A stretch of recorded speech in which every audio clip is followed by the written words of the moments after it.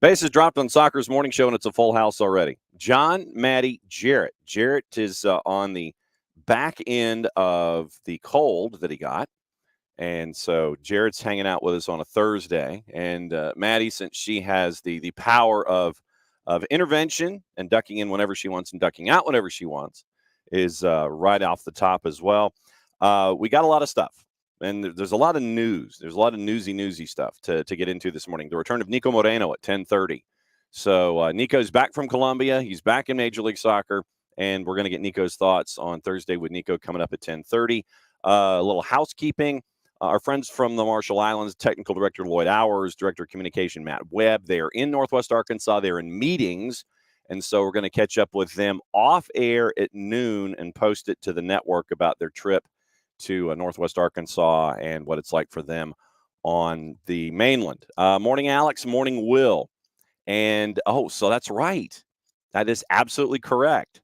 Will, being in Huntsville at the Probst Center, got to see Sting come down from the rafters last night on AEW as he gets ready for his last match ever, going up against the EVPs, the Jacksons, and Darby Allin and Sting defending their AEW Tag Team Championships at the Greensboro Coliseum.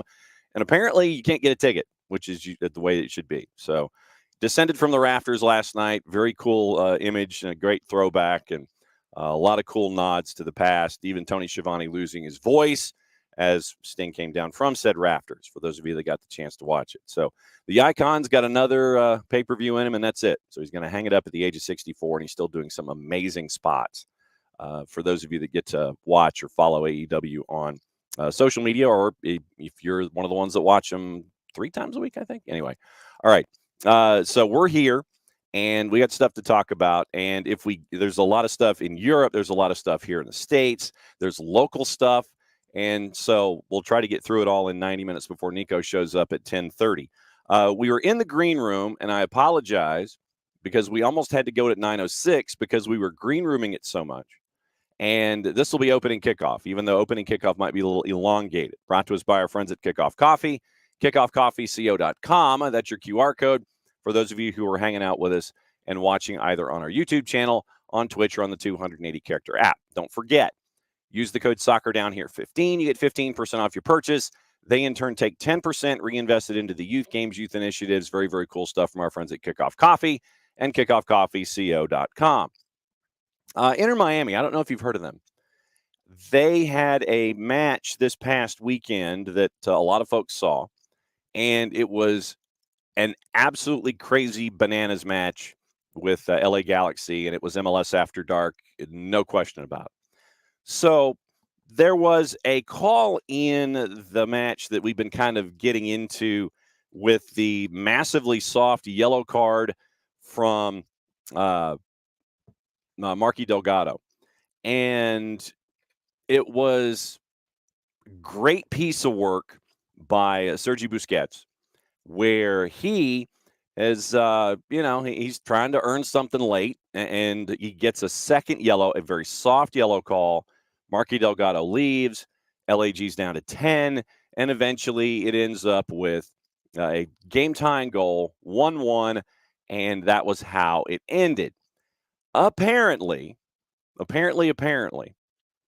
it has been admitted by Sergi Busquets at the press conference yesterday, the outing that you have when players stand in front of microphones, traditionally 1 or 2 days a week. Sergi Busquets admits that Mark Delgado's second yellow was soft and probably shouldn't have been given. He also adds that the way the game was going, sending off play to factor in Messi and friends tying the LA Galaxy, and from the we could have never figured that out department. But Jarrett was almost the cause of us getting into 9:06 this morning because we were discussing this off air in the green room. So Sergi Busquets, after the fact, yeah, it was soft. Probably shouldn't have been given, but hey, you got it earned, and you got down to 10, and that gave you a fighting chance, and you got the equalizer, Jarrett. Yeah, you got it done. I mean, he's not the first or the last to admit such a thing, and we're going to hang on every single word that Miami has to say going forward. Like if somebody trips over a bit of carpet that gets flipped up, we're gonna get at least 500 words about it. Mm-hmm. So just kind of roll with it and know that you're just always going to hear about every little thing that happens. And people are going to yell at the carpet manufacturer. Mm-hmm. And yeah, I mean, like it's also one of those things where the royal we collectively as a country and as fans are going to point at everything with the replacement referees as if as if pro doesn't make these sorts of mistakes before. Never forget the LA Galaxy made an entire meme format because Yeli Van Dam got sent off for something similar back in the day, where he slid tackled somebody, jumped and rolled, and they got an entire meme format out of it. Not the first or the last instance of this. And yeah, at that point, it's the same thing that I think you're looking for a lot of times in games, which is we need something to spark us to get back into this. Hey, this guy on a yellow is making a dumb decision. I'm going to help him with that dumb decision. Yeah, I'm going to try and earn something that could have been just as easily simulation and a booking for Busquets as it ended up being for Mark Delgado with the Ghost Challenge that happened in Carson on the weekend. So Sergi Busquets, 35-second soundbite. Hey, LA, if you don't want to draw that game, score more goals. There you go. Exactly. Because Miami gave you chances. Oh, they did. Early. But did they give you chances? Oh, yeah. Matty, he admitted it, but it was after the fact, and you can kind of say that after the fact. I mean, you can't. What are you going to do? Appeal it? No. But I mean, what are you going to do? You're gonna. I just it's whatever. I just think it's just every time I watch it, I'm just like, what? I get, in the cartoons when they have the little question marks around, that's literally every time I watch that. Mm-hmm. I'm like, well, it's just it's just so funny. It's so funny. Morning 4-card morning, Ricky. And yes, Ricky, the story that you were mentioning, we're going to get to in just a sec. The other part of opening kickoff happened after dark, once again, last night, because after all of the activity in the CONCACAF W Gold Cup in the group stage, you ended up with all of the tiebreakers known to mankind evening out. After the group stage, you ended up with everything evening out with all of the results. Puerto Rico and Costa Rica were tied on all of the competition tie-breaking criteria. And this is 4 cards. This is 4 or 5 elements deep.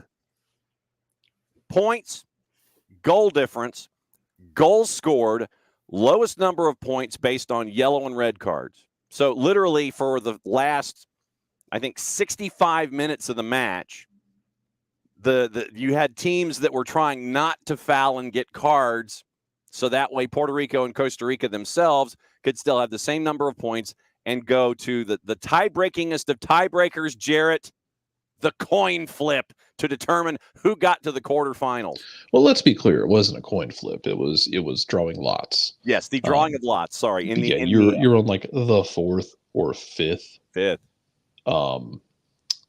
So yeah, you're the 5th tiebreaker, and literally they in a media room in Houston, Texas, in a dimly lit media room,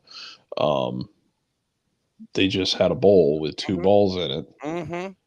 Had somebody stand up there, swirl their hand around, and grab a ball and pull it out Costa Rica, and Puerto Rico is going to feel slighted. Mm-hmm.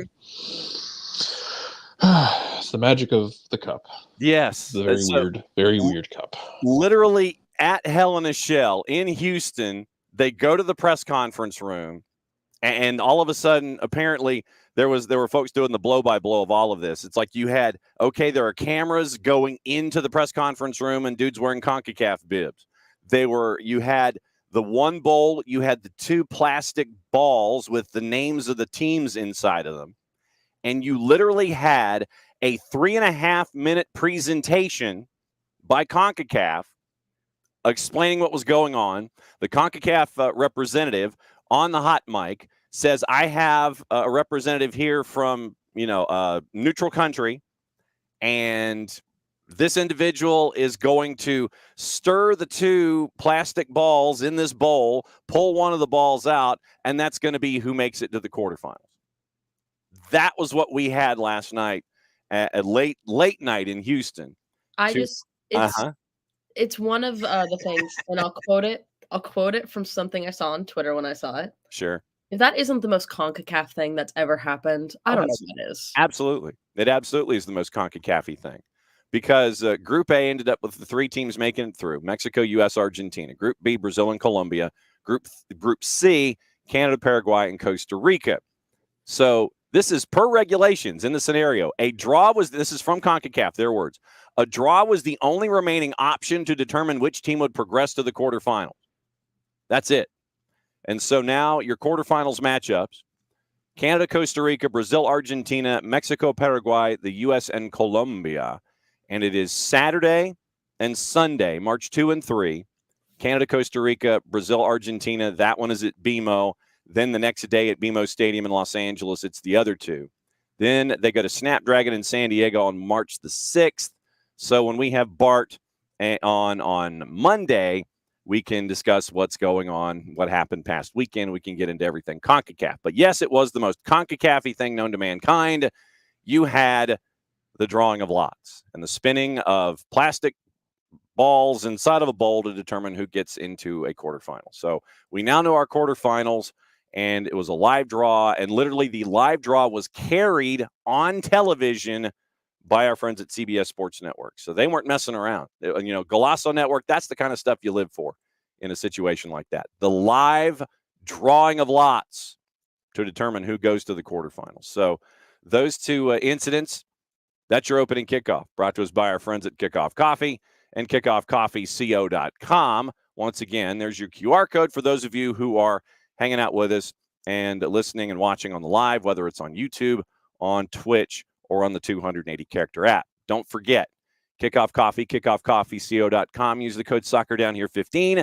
You get 15% off of your purchase. They, in turn, take 10% reinvested into youth games, youth initiatives. Very, very cool stuff from our friends at Kickoff Coffee and kickoffcoffeeco.com. So that is what's going on with the goofy stuff from the morning ropes. Glad you're hanging out with us on YouTube. But before the show started this morning, and I guess I'll go ahead and do this for the sake of doing it, because at the time it was, in fact, this.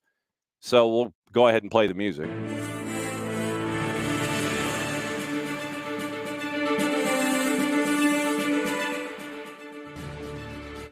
I got not 1, not 2, not 3, not 4, but 5 separate notifications about Paul Pogba this morning. Paul Pogba has been suspended for 4 years, banned for 4 years after a failed anti-doping test. Pogba is going to appeal, no surprise. He believes the verdict is incorrect and will appeal it to the Court of Arbitration for Sport. Pogba was initially handed a provisional suspension by the Italian anti-doping organization in September after the failed test, which followed his side's 3-0 win at Udinese back in August. FIFA's guidelines for suspensions on players who violate the anti-doping regulations range between 2 and 4 years, depending on whether it can be proven that the rule violation was intentional. Pogba, in a statement, quote, "I have today been informed of the Tribune Nazionale Anti-Doping's decision and believe that the verdict is incorrect. I'm sad, shocked, and heartbroken that everything I built in my professional playing career has been taken away from me. When I am free of legal restrictions in the full story will become clear, but I have never knowingly or deliberately taken any supplements that violate anti-doping regulations. As a professional athlete, I would never do anything to enhance my performance by using banned substances, and have never disrespected or cheated fellow athletes and supporters of any of the teams that I played for or against. As a consequence of the decision announced today, I will appeal this before the Court of Arbitration for Sport. Initially suspended in September after his test detected testosterone not produced by the body, according to the Italian anti-drug agency.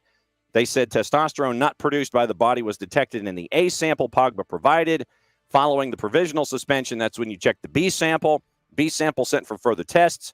Failed test confirmed. Unused substitute in the match against Udinese, which preceded his failed test, but he came off the bench in the subsequent 2 matches. Returned to Juve in 22 after 6 years at Manchester United. Fitness issues restricted him to just 10 appearances in 22-23. 91 caps for France, last in March of 22. Under contract to Juve through the summer of 26. Currently second in Serie A, 12 points behind Inter. Next up against Napoli on March the 3rd. So that's where we are with Paul Pogba. So 5 different notifications, Jarrett, this morning about Paul Pogba. Well, it's kind of a big deal. Yes. I mean, he's going to be an interesting person, I think, when we look back in history, because he's a player who had significance as one of the best midfielders for a while. It just completely electric, was part of this France team that did very good things at the World Cup. Was a part of 2 giants at 2 different countries and was a mercurial figure at both. And then has this, and we see these accusations pop up, but how rarely do we see it go to, hey man, you're going to be out for an entire World Cup cycle. Mm-hmm. That's something else. Also, forgive me for being skeptical on the the truth will set me free kind of things, because I have heard it from so many people who you just go either radio silent or the contrary is proven after the fact. Yeah. Look, it eventually you just get tired of hearing about it, Yeah, his career is pretty much done at this point. Yeah. Which sucks, because amazingly talented player. But if you screwed up in this way, then, and you gave them enough ammunition to do this, then, buddy, you really screwed up. You've really screwed up at that point. Yeah, I got nothing else for you, man. It's just it sucks, just because he is a very fun player. But France will be fine, at least for France's benefit. It's not like they're going to suffer. No. Yeah. So once again, when you get a player of this magnitude that is getting this kind of a notification, 30 right now, 4-year suspension. Traditionally, when you go and appeal to CAS, we've heard Paul Pogba just say that the verdict is incorrect. Don't know, obviously, what his defense strategy is going to be. Not knowingly put anything in his system. Don't know, like I said, don't know what his strategy is going to be. Going to the Court of Arbitration for Sport. Will be interesting to see if CAS upholds the full 4 or if they come somewhere in the middle. So we'll see. Yeah, we'll see if he's able to appeal that down or what that looks like. Mm-hmm. And Will, dropping a Flo Pogba reference into the show this morning. Always remembering Flo winning the PK and Campeones Cup. Look, the best part about that is Flo Pogba, who was just an absolute lunatic. And I mean that in the nicest way. In that 19 team, he draws the penalty. And he talked about after the match, he's like, I didn't know how to dive. I've never been in that position. Flo was a center back, y'all. He was not like a center back who gets forward adventurously. He was very candid about, I didn't know how to dive. I felt somebody hit my leg and I fell down. And it looked awkward, because it was awkward, because he didn't know what he was doing. I mean, Flo legitimately was a center back who, I swear to God, he was one of those guys that was more than happy to just jump into the play. And it's like, yep, I'm striker now. Everything's cool. We got this all under control. I mean, he was at times, man, he was out there where the buses didn't run. but it was fun to watch him as a center striker back. It was one of those funny things that was there, and so it was pretty cool to see Paul in his to see Flo in his days when he was here in Atlanta United. So that's the news on Pogba. Literally like 5 separate notifications this morning about Paul and the suspension. Pretty sure this means that Flo won a trophy more recently than Paul did. I think you're absolutely correct. I think you're absolutely correct in that. Because France won in 18. And Flo won in 19. Mm-hmm. So, yeah. So I think that Flo ended up getting a trophy before everybody else. So good work by Flo. But, yeah, that's the news on Pogba. Yeah, and, Will was played left back for a while because all the other left backs were injured. And so, yeah, it was wild. He's great. He was a delight. Yeah, I mean, like I said, he was what we refer to in the South as an odd duck. And it was fun, though. Okay, technically, Paul Pogba was a part of the the UEFA Nations League winning team for France in 2021. Yeah, if we want to count that. Mm-hmm. Do we count Nations League? That's a great question. Mm-hmm.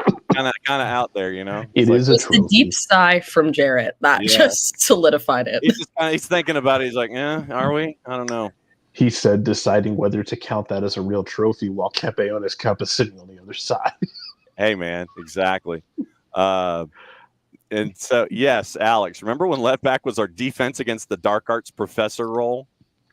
Left back at Atlanta United's left back has it has a sense of like defense against the dark arts and Hogwarts staff in the first 6 books.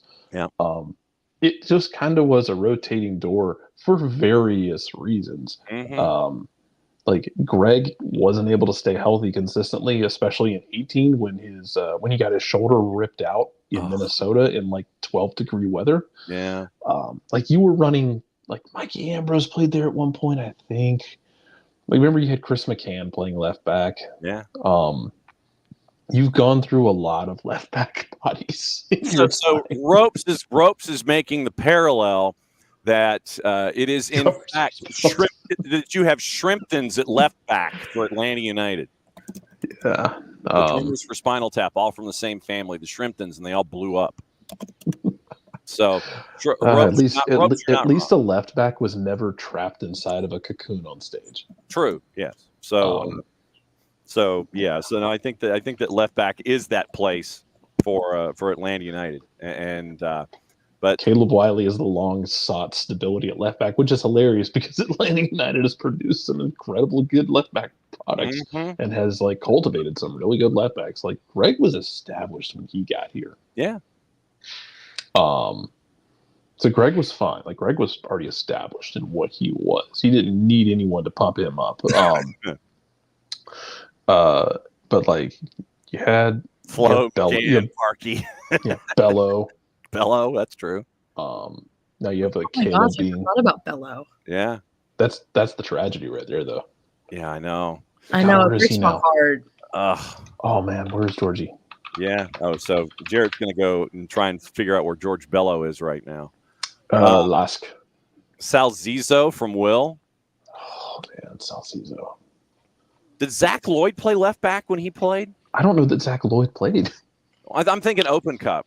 Didn't Zach Lloyd have a cameo in an Open Cup? And I thought he may have. The only Open Cup cameo I remember is when Harrison Heath played a ball straight to Quadripoku in Miami against Miami FC in 2017. Yeah. Miami FC, sir. Yeah, and Alec was, I think, like 35 or 40 yards out from goal. And and like it's like Quadripoku was the only player on that field you couldn't do that to, and that's who you did it to. Yeah, that's exactly. Bello is in Austria. Lusk. Four-card, the fourth string keeper. Paul the Wall. Paul Christensen. Paul Christensen. Yeah, man. Then Believe you from had, Portland. yeah, and then when when Brad got the yellow, when Brad got the red at Mercedes-Benz, and Wait, what year? I'm trying to. When Brad was outside the box, and then you ended up with that was Kansas City in 2018. Kyle Rainish was the other one I was trying to think of. Well, okay, yeah, okay. So what you're getting into right there is some dark stuff from 2017. Brad was with the U.S. national team, sitting on the bench while Tim Howard was flailing around. Right. Alec Kann was hurt. Kyle Rainish started against Minnesota at the Benz. Oh, that's summer. right. And then Rainish was the one who got the Rainish red, got sent off with a red. And then Christensen came in to finish. No, it was not Christensen who came in. Who was it? It was Alex Tambakis. Thank you. Okay. Who was the first? My gosh! It was Alex Tambakis, the first signing in Atlanta United history. There you go. Who came in and performed pretty admirably. Gave up 2 goals at the very end. Yeah. Down a man. Like, that game was so weird because like Minnesota should have had 2 guys probably sent off. LGP got hit in the face twice with no card. Rainish gets sent off. Atlanta scores 2 goals down a man to take the lead. Yep. And then there's like 9 minutes of stoppage time. This is at the end of that insane stretch where Atlanta had they played like 8 games in 20 days or something. Yeah, something weird like that. It was something absurd. Where he was just like they were just done. Mm-hmm. They were just out of gas. And they couldn't hold on to 9 minutes. And Minnesota just kept pumping like crosses and set pieces into the box, and Atlanta was just gassed. You felt so bad for them. They were just out of energy. But yeah, that was Alex Tambakis, who then left and went and has had an outstanding career in USL. Absolutely.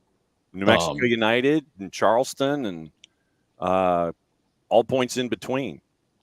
The other one you're thinking of, or that I thought you were thinking of, was it's 18 or 19 when Brad gets a red card against, I believe, it was against Kansas City at home. Yeah. And I believe it was Alec who came off the bench and had to play. Okay. I believe Paul Christensen was on the bench after that. Yes. Or Alec was hurt and Paul Christensen played. One of the two happened. But yeah, man, that was Paul Christensen was like a rock for the Twos for a while there, man. Yeah, no doubt. So welcome to Goalies Down here. This is one of those things that you see on Twitter sometimes where people make the joke of like guys can just sit around and just name old players. Yes. It's like, yes absolutely. Yes, we can. And while we're doing that, let's talk about the prime of Curtis Pride and the New York Yankees. Oh my gosh. Welcome to Immaculate Grid down here on SDH on a Thursday. Ropes. Brad's had a handful of Reds, got one against Alawalense. Yep. And Rich reminds us that Jurgen Klinsmann was the one that cost the U.S. the World Cup in 17-18. Yeah, and the thing with Brad, though, is Brad would never do any of it differently. Brad operates at one speed, and that is the only time I've ever seen him truly angry in that locker room, I think, was after that red card. Because he stood up, he answered questions about it. And Brad makes no apologies about that sort of thing. It was a 50-50 ball where he was racing. If he didn't come out and get it, it was going to be a 1v1. Yeah, so he comes out to try and get it and tries to get to the ball before the attacker does and gets the attacker instead. So like it's a red. It wasn't like dirty or anything, but it's a red. He had to come out and make that play. And somebody asked him like, "Would you do anything different?" And the look in his eyes of just like wanting to tombstone pile drive somebody would have taken the breath out of most human beings. And he just just very quietly went, no, I wouldn't change a thing. And I don't know why he would. Like it was his only option, that situation. Yeah. But he is very much when he's on the field, Brad does not operate with the "what if I had done?" No. Is gosh. No. I can't even imagine asking him that after that. Oh my gosh. I think I would who? And Brad's every bit of like 6'3" too. Built like a phone booth. He's just lording over this guy. Yeah. And not like it being intimidating, but just staring daggers into him. He's a rush end at 6'3", 230. and not someone that you wish to suffer fools with your Q&A. And to go back to Rich's thing, Klinsmann and Bruce cost the U.S. Oh, God. Because Bruce also got it wrong in Trinidad. Yeah. But he's too arrogant to ever say anything, and he's too beloved by anybody for anyone to ever question him about it. But well, and then, that's neither here nor there. And then you challenge Tim Howard from distance, and that seemed to be late in his career. John, Ropes, it was not Doug who asked him. I can tell you that was not Doug. I don't know who it was. It was somebody who I do not remember, but it was not Doug. Yeah. But, I mean, it's you challenged Tim Howard from distance late in his career, and you saw what happened. So, yes, Will, play Brad, and we go to Russia. So, Will's all fired up this morning about it. We've got some MLS stuff we got to get into. Yeah. The elongated opening kickoff. Tom got that look from Ray Ferraro with the Thrashers. Not a surprise. Not a shock that Razor would Ray Ferraro was like 45 at that point.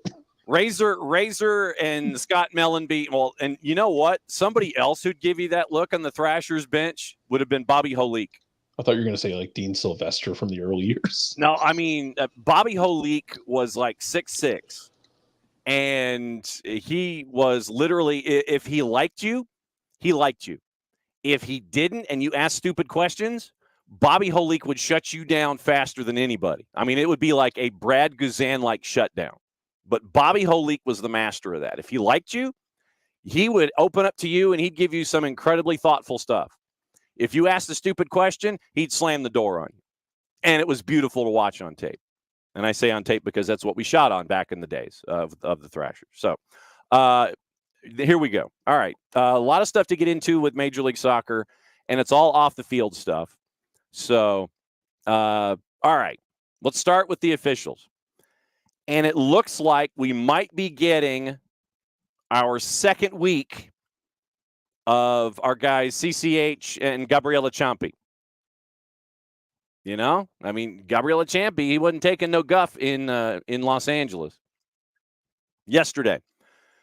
Another weekend of matches after reps from the Professional Soccer Referees Association. I have to say that because I always want to say PRSA because that's alphabetically in order.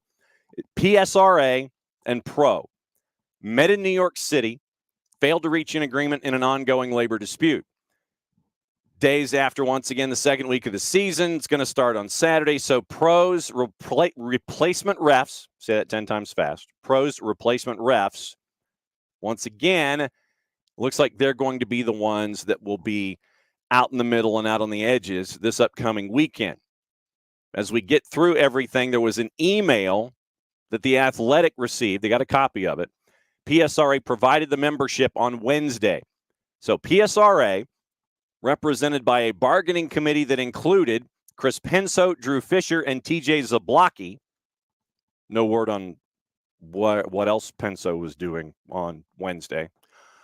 The PSRA submitted a proposal identical to the first proposal with a few exceptions.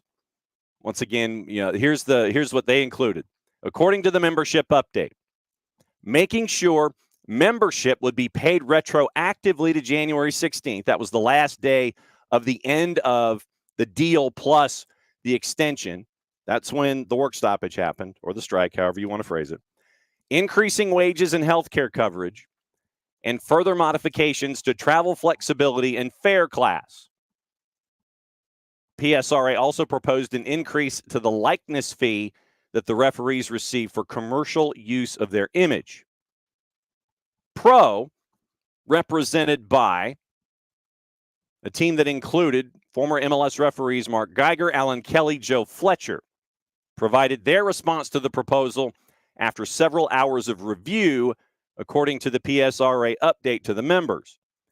Quote, and this is the update in the email.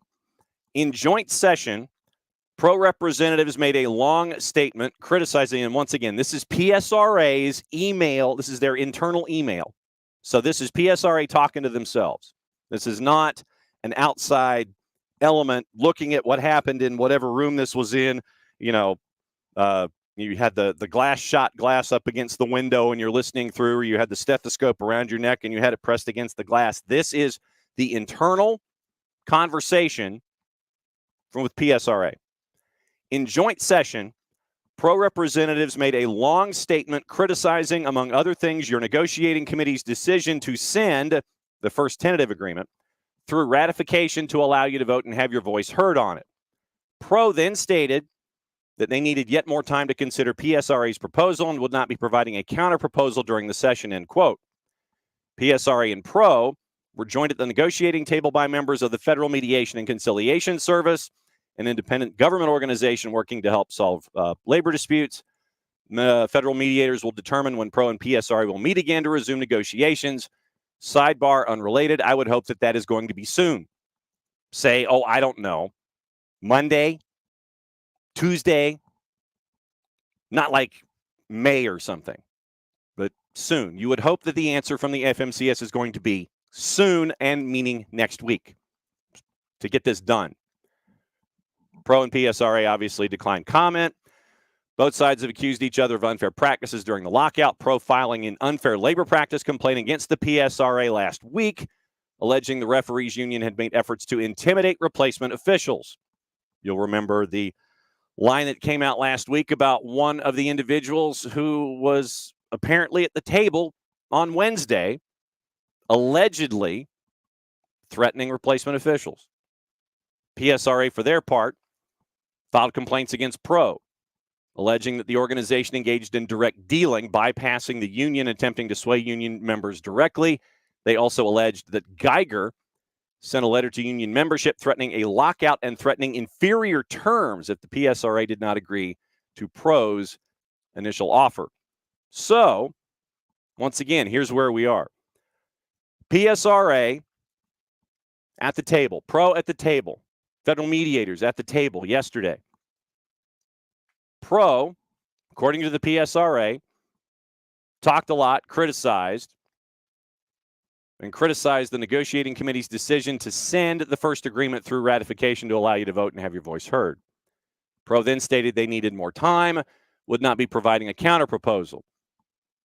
But basically, PSRA, in their adjustment, once again, looking for retroactive payment to the end of the last deal. So right now you're at like 6 weeks worth of pay. Increasing wages and healthcare coverage, modifications to travel flexibility and fare class.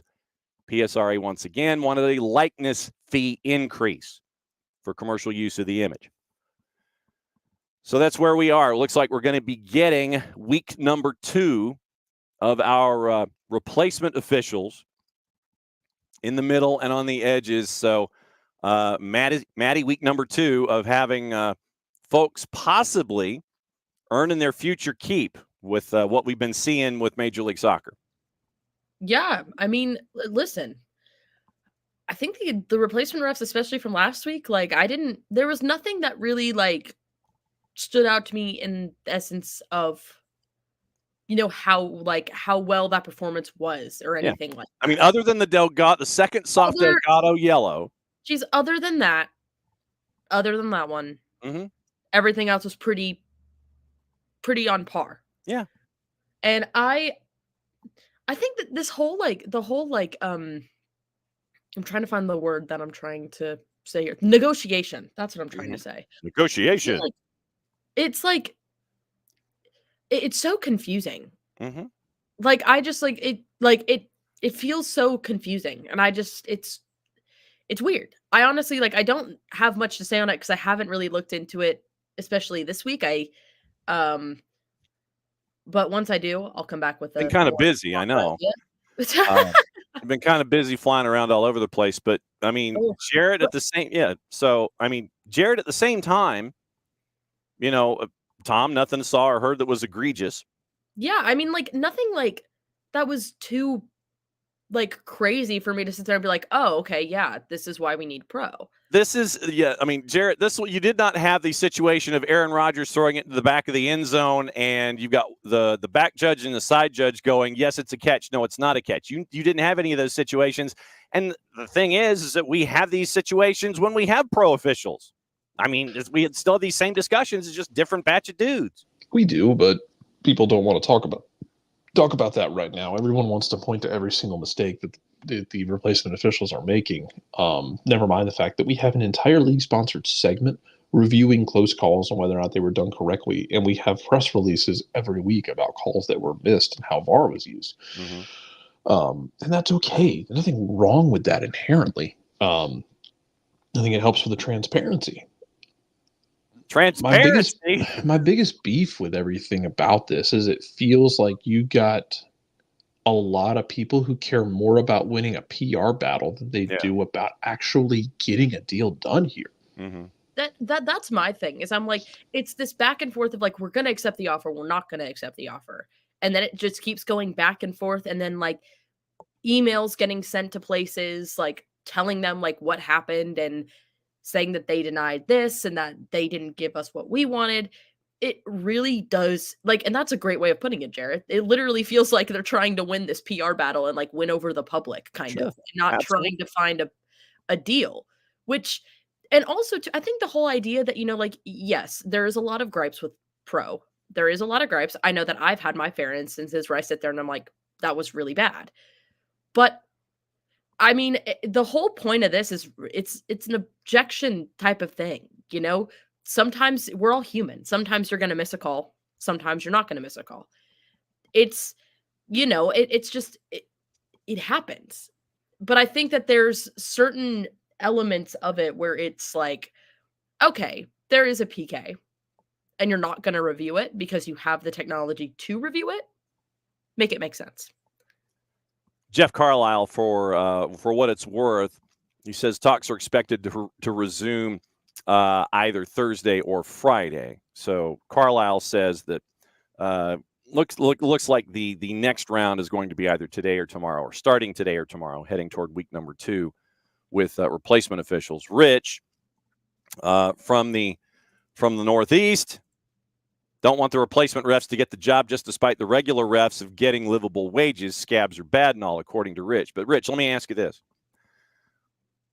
What if, I mean, think about, and this is a discussion that we've had universally here.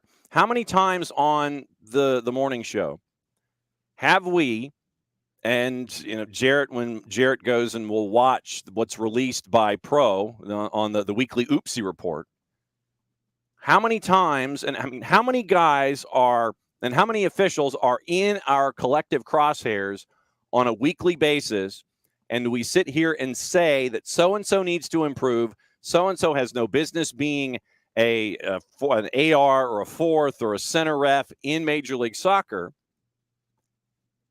and we're now building evidence of possibly, if you end up with guys that do as well as we've seen with others, where you could have guys like Gabriella Ciampi or CCH, who called 2 matches in the opening week, have those guys once again being guided by more senior VAR, senior officials, and the schooling that could be attached, where you could possibly be challenging those folks that we rail on a weekly basis.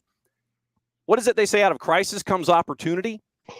Well, the one that's going to stick out to me about all this is that, go back to before the Miami game. Yeah. Basically when they were like, hey, we're going to have to use replacement refs because you were still in the middle of negotiations. Mm-hmm. There was the report that they had reached an agreement. Yes. And then the agreement was taken back and it was shot down by like 98% of the members. Yeah, that to me is a reflection of the negotiators and not necessarily of the rank and file. One of a few things is true there. Either the people negotiating need to be fired because they don't know what they're doing with their job, and they don't know how to negotiate the terms that they were given. Like when you go to the table, you're given your information from the officials. Like, hey, here's what we're asking for. Take this to the table and get us something. Either they came back with a deal that was nothing, mm-hmm. or what they were given was not what was actually going to be something that was possible to be agreed to, and they were looking for a stoppage to try and ratchet up the pressure to get more down the road. Now, the problem is, the longer this thing goes, I don't know what they're going to have in terms of leverage as this thing keeps going. Maybe they were or are counting on the replacement officials being just horrifically bad. And they've been some good and bad moments. I thought they've used VAR pretty well. Yeah. I would rather especially in some tricky moments, time. man. Like we haven't talked about the Atlanta one. I haven't had a chance to, mostly because I've been dead for the last few days. Go for it. But like the Atlanta one, the penalty, where they didn't immediately go to VAR to look at it. It's a tricky situation because the guy's laying in the ground, middle of the box, and you've got people calling for trainers immediately. You wait for that to get done. You're talking to VAR during this extended stoppage. I think Mark Geiger was a VAR on that game. Yep. Who's a veteran of many wars with officiating. Who then recommends VAR, and I thought they handled it really well because it was a weird situation and it was kind of like it wasn't given on the field. There was offside, and I think a lot of the AR's been flag happy. Mm-hmm.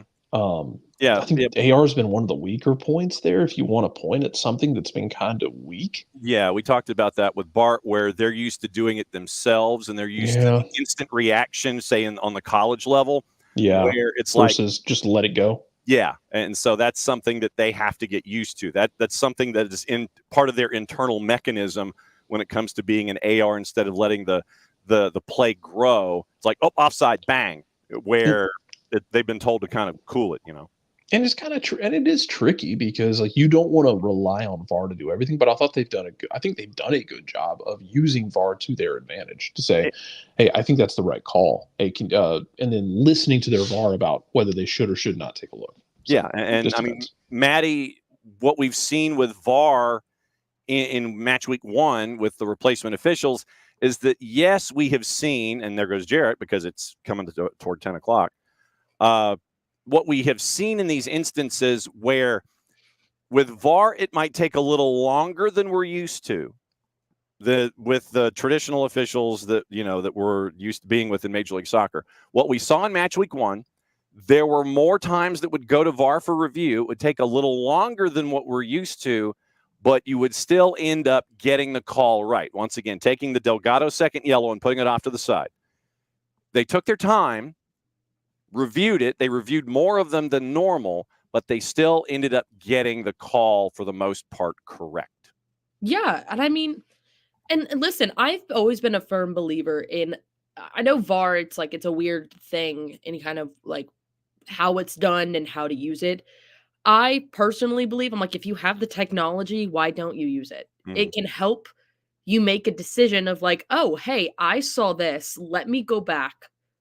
Someone else is telling me something else. If that's conflicting, let me go check and see, and let me get a better informed opinion on it. And then I can make the call. Like, again, Jarrett was talking about the Atlanta one. I thought the Atlanta one was done very well. Obviously, we talked about it with Tyler a little bit. It obviously, it could have been called like not a penalty because, could have just been, 2 players just going at it and Gregerson got over. And like I was mentioning, depending on your camera angle, it looks like either Gregerson is shoulder to shoulder and you make that contact, or with a different camera angle, the one that's right on the touchline, up high, it looks like shoulder to shoulder. On the touchline, the Gregerson incident, you do see the contact and you can kind of see him lean into it a little bit. And then you go, okay, I can see it there. But to the point that was made yesterday when we were having the talk with Tyler, it's a 50-50 call. And literally you had 2 camera angles give you 2 different things. And so, 50-50, it all translates out to that. And, you end up with what you were saying. And another incident, just to go back another step, the Guzan handball from outside the 18, where you had the offside first, where you had Columbus screaming for a handball outside the box, red, Brad goes, but you had an offside happen before that in the run of play. So everybody's focused on the Brad handball outside the 18, but then if you walk the play back, the offside happens first, Brad's handball happens after, goes to VAR, they go backward, they review it. Offside happens first. Everything else is done at that point. So once again, there were instances where they would walk things back if multiple things happened at once. And you end up with VAR helping out. Like I said, took a little longer. Nothing wrong with that. You got it right in match week 1. And so obviously we'll be getting ready for not knowing who the center refs are going to be, because that information until the bitter end, and I guess until the lineups are out, we won't know that stuff until day of or hour of. But right now, I mean, we're talking about replacement officials as much as we do the regular guys. Bad calls, yeah, they happen. Good calls, yeah, they happen. You did a good thing. VAR did a good thing. All it's all a wash right now. But I think, Rich, to your point, if we have the opportunity to improve the referee pool, and it just so happens that it's with these replacement officials, and it's now then up to pro to sit there and say, okay, just as, like I said, just as an example, either CCH or Gabriela Ciampi, if we think there's promise there and they happen to be better than guys that we rail on consistently in this league, I would like to think you would want to improve the lot of the officials regardless of where they came from. And I think it will be intriguing after this. I'll be optimistic. After the work stoppage is over, after the strike of the disagreement or whatever you want to call it is over, if any of these individuals are brought in under the pro umbrella to learn more, get more reps at USL Championship, and then, maybe be a fourth or something like that, how many of this group of 66 get that chance with Major League Soccer because of how they perform in these situations? And I would like to think that we would want a general improvement of the pool, so we're not sitting here and yelling at folks on a Monday about bad calls that just so happen to be in matches that we watch on the weekend. So, I mean, that's it's tiring, it sucks to sit there and see a game where you have to say, oh, that game was dictated by the ref. Mm-hmm. And it happens so many times, especially in Major League Soccer. And you don't want that to happen. And listen, I know it's all a judgment call, but I mean, and even looking on the positive side of it, when all this is done and pro gets back to work and what they do, and where these replacement refs end up going, if they get to the chance to ref in Major League Soccer for a bit longer, they grow the pool, they're getting really good reffing experience. Not even on a pro level. So when they go back and they start reffing for those leagues that they have been doing, they're going to have better knowledge, and they're going to be like, oh, okay, wait, I saw this earlier, and it's just expanding it. And so I agree with you. I mean, honestly, I'm like, if it's a trial run for these replacement refs. Yeah, no doubt. Pars, I have not seen the Penso interview. So please elaborate and elucidate for us about the Penso interview. Pars, eventually a requirement for the job has to be you're proficient at video games. Gamers are used to crazy camera angles. Paulo Neto needs to be a VAR. Paulo Neto, we're going to make him a VAR ref. Yeah. Yeah. So, and then assign him to Atlanta United matches only. Just make sure that Paulo is locked in to VAR for Atlanta United matches. Get your E-champs locked into your individual teams. So I think that's we'll look at that. Okay. So Alex with the PSA, after running through Newcastle's schedule, which is ridiculous, thanks to Luke Edwards at the Newcastle paper. Apparently, in the recent scheduling is for the Daily Telegraph. So Luke Edwards. So public service announcement, Alex is posting that you can add the schedule to your calendar for Atlanta United and also for the twos and also in the Discord. Thank you very much, Alex. Definitely appreciate it. So Luke Edwards mentioned, since we're doing the quick part about Newcastle on the schedule, since Alex put it in the Twitch pitch. Here's how Newcastle's going to be going after wins and losses in the short term. Away at Manchester City, cup draw this season, PSG, Dortmund, Milan, Man City, Manchester United away, Chelsea away, Sunderland away, Fulham away, Rovers away, Man City away. And then you get the best team in the world away from home. The magic of the cup, according to Luke Edwards, is cursed. So if you're a Newcastle fan like Alex or like Maddie, that's what you're getting into with Newcastle this year. Yay. Also, one of the other things in Major League Soccer that I wanted to get into, Moreno is going to join us when Maddie tags out at the bottom of the hour. Don't know if you saw this yesterday out of Portland, but, and this is a bit of a deep dive. So the Timbers separated from their sponsorship agreement on the front of their jersey. This happened yesterday afternoon, and this is why journalism rocks. Our friends at the Oregonian, otherwise known as OregonLive.com, came out with a story of, and DeBella, if for those of you that do not know, is a DeBella Exteriors, based in Oregon, a home improvement contractor. And they are one of the smallest companies that had their name on the front of a jersey. So the Oregonian comes out with a story. And by the middle of yesterday afternoon, DeBella had been pulled as the sponsor on the front of the Timbers jersey. And what is it that we say about articles and stories that are posted if you have more than one author? The more authors you have to a story, the deeper the dive and probably the more trouble somebody's going to get into. So Portland, after Alaska Airlines leaves the front of the jersey, DeBella comes in. They end up on the front of the jersey. The Oregonian came up with some public records.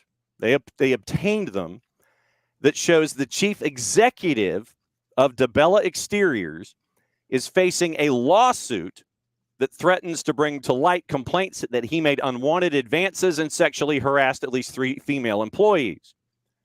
After the Oregonian broke the news yesterday, the Timbers announced 5 o'clock Eastern time, so 2 their time, it was a great news dump on the East Coast, that they terminated the corporate partnership with DeBella effective immediately. Timbers say they learned of the allegations Tuesday when the Oregonian posted their initial story and contacted the team for comment. Press release. Timbers and a third-party firm conducted a thorough pre-deal vetting process. The club did not learn of the filing until February 27, 2 days ago.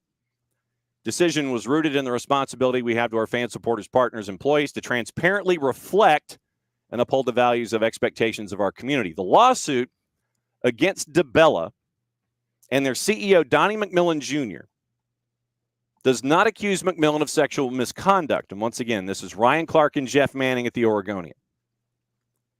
The lawsuit filed by former Chief Financial Officer Lowell Greg Schwartz claims the company never paid him money he says he was owed after he was fired in 2022.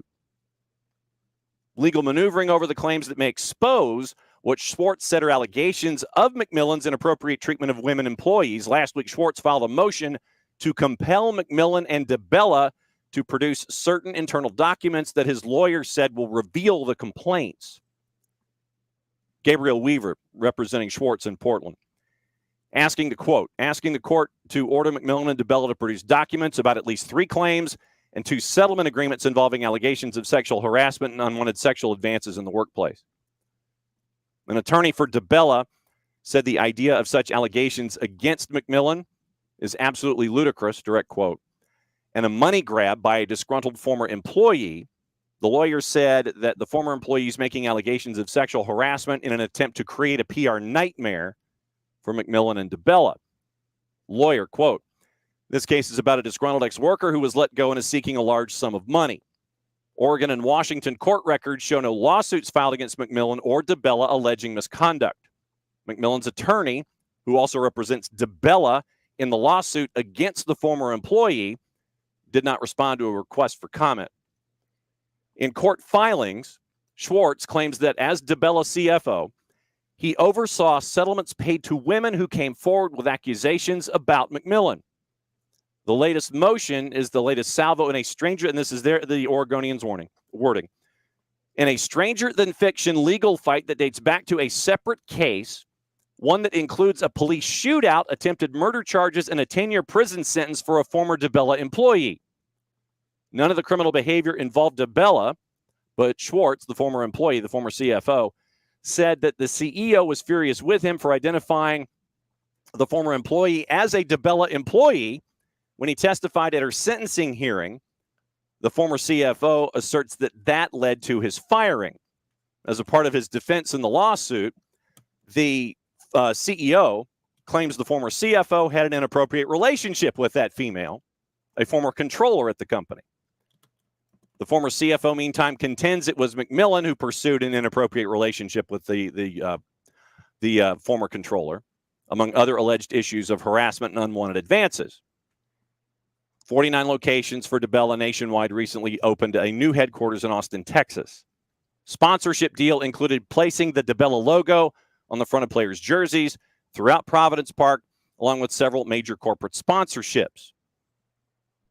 The sponsorship by DiBella to replace Alaska Airlines was done in part because of apparent rapport between the CEO of DiBella and owner Merritt Paulson. For those of you that may not remember or have chosen to forget, remember the Yates report and all the conversations that we had when the Yates report came public. The Yates report criticized the Timbers' handling of alleged misconduct. Merritt Paulson sold the NWSL franchise, the Portland Thorns, earlier this year. He still is hanging on to the Timbers right now. To recap, once again from the Oregonian, the U.S. soccer investigation determined Paulson and GM Gavin Wilkinson enabled and vouched for former Thorns head coach Paul Riley, who was accused of sexual harassment and coercion by Mona Shim and Sinead Fairley. Team didn't renew Riley's contract. Paulson sold the Thorns to the Batal family and claims not to be involved in day-to-day operations of the Timbers since stepping down as CEO. Former Timbers and Thorns president of business Mike Golub, fired along with Wilkinson after the Yates report came out, was at the center of an investigation by the Oregonian into a toxic workplace environment for women and working mothers. Remember also, former Timbers player Andy Polo recently ordered by a Multnomah County jury, which is Portland local, to pay $600,000 to former partner Genesis Alarchon after finding him liable for assault and battery against her. MLS fined the Timbers $25,000 for failing to report the allegations to the league. Article continues. A unique point of contention within the back and forth of the lawsuit by the former employee, the former CFO, is that both the former CFO and the current CEO claim that the other had the inappropriate relationship with the woman that was mentioned previously. She's now incarcerated for the attempted murder of 2 police officers. She was booked by local police in 2022 after a routine traffic stop uncovered an arrest warrant in Texas where she faced charges of embezzling almost $1.5 million from an oil company in the state. While at the police station in Texas, she asked Gladstone police officers if they would join in returning to her home in order to care for her dogs. After the 2 officers obliged and entered the home, the woman retrieved a gun and fired shots at them, injuring both. Subsequently, that was when the former CFO identified the woman as a former DiBella employee. That's where the former CFO claims his termination was an example of the CEO and the company, DiBella, retaliating against him for testifying in that case.